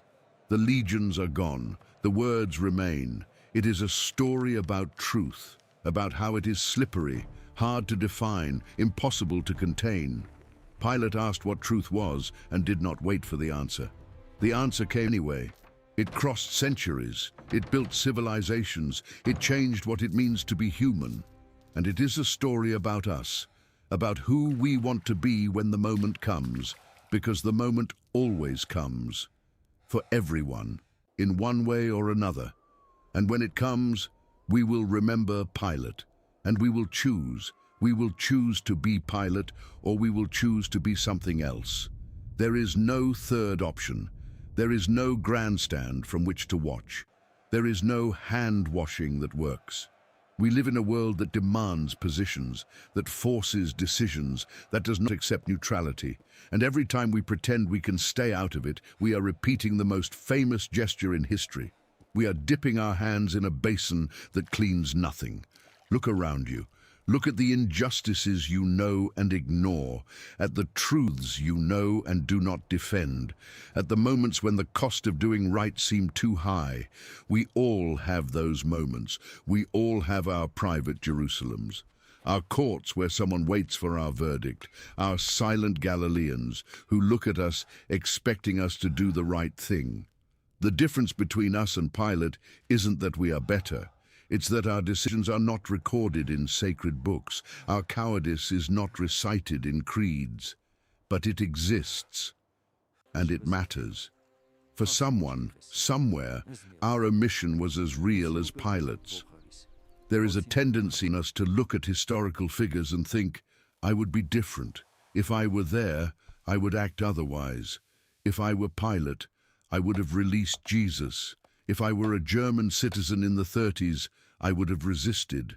If I were a slave owner in the 19th century, I would have seen the humanity of the enslaved.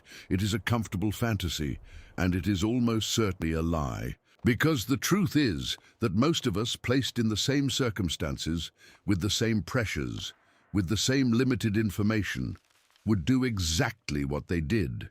Not out of malice, out of humanity, out of the same flawed humanity we share with Pilate and with all who came before and all who will come after. Recognizing this is not an excuse. It is a starting point, because only when we admit our capacity for error can we work to avoid it.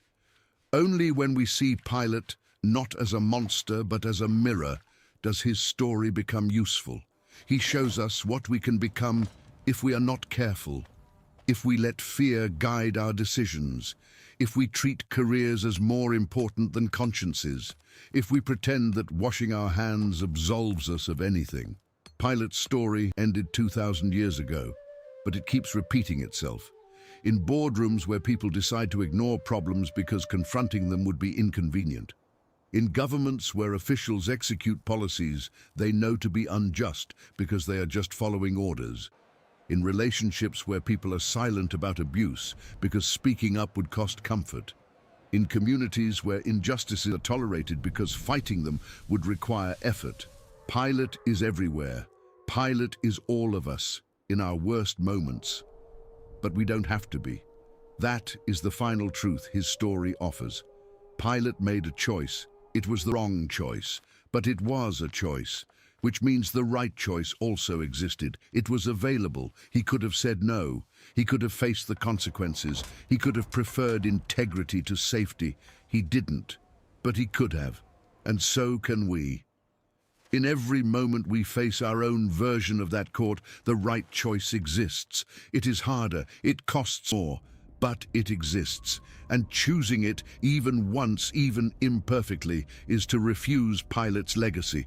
It is to write a different story. We don't know how Pilate died. We don't know if he felt regret. We don't know if, in his final moments, he thought of that Galilean he condemned on a spring morning. But we know he lived with that decision every day for all the years he had left. He woke up with it. He slept with it. He carried the weight of knowing that when the moment came, he failed. That weight is real. Anyone who has ever made a decision they deeply regret knows that weight. The difference is that most of us can try to fix it. We can apologize. We can change. Pilate couldn't. His decision was final, irrevocable, written in wood and nails and blood. And so he became an example, not the example he would choose, not the legacy he planned, but an example nonetheless. A warning crossing centuries, a name that means wavering, cowardice, the failure to defend what one knows to be right. There is value in that. There is even a kind of redemption in it. Pilate failed, and his failure teaches us. His weakness warns us. His story prepares us for our own stories. You will face your court. Maybe you already have. Maybe you are facing it now. And when you do, you will remember, consciously or not, all the Pilates history has produced. All who gave in, all who stood by, all who washed their hands, and you will have a choice, to be one more of them or to be different. There is no guarantee that being different will end well. Sometimes the right thing costs everything. Sometimes defending the truth means losing what you have. But at least you will have this. When your name is remembered, if it is remembered, it will not be with the weight Pilate's name carries. It will not be as a warning. It will be as an example of what is possible when someone chooses not to give in. The water dried in that basin 2,000 years ago, but Pilate's hands never got clean. They never will. Because some stains don't come out, some decisions cannot be undone, and some questions, like what is truth, keep echoing long after the one who asked them has fallen silent forever. Pilate asked his question. We are still looking for the answer. And maybe that is the only legacy he would like to have. Not the condemnation, not the cowardice, but the question. The question that crosses eras, that challenges certainties, that forces us to think, what is truth? What are we going to do with it when we find it? And will we have the courage to defend it when the cost is high? These are the questions Pilate left us. He didn't answer them. Maybe he couldn't. But he asked. And asking the right questions is sometimes more important than having the wrong answers. So remember him. Not with contempt. That's too easy. Not with sympathy. That's too generous. Remember him with recognition. Recognition that he was human, like you, like me. And that his failure is a failure any of us could make if we aren't careful, if we aren't attentive, if we don't choose consciously every day to be something beyond what our circumstances push us to be.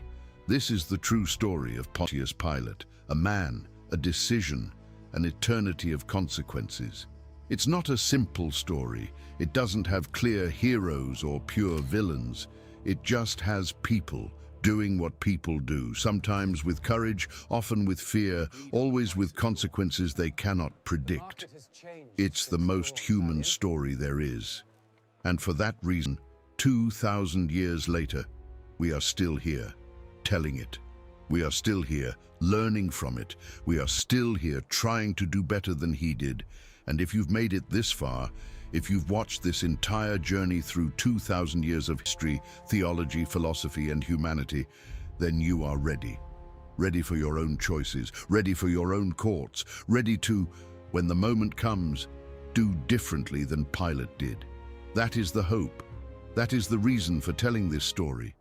Not to condemn a man dead for millennia, but to prepare the living for what is yet to come. Click on the video appearing on your screen now. I set it aside, especially for those who watch this one until the very end.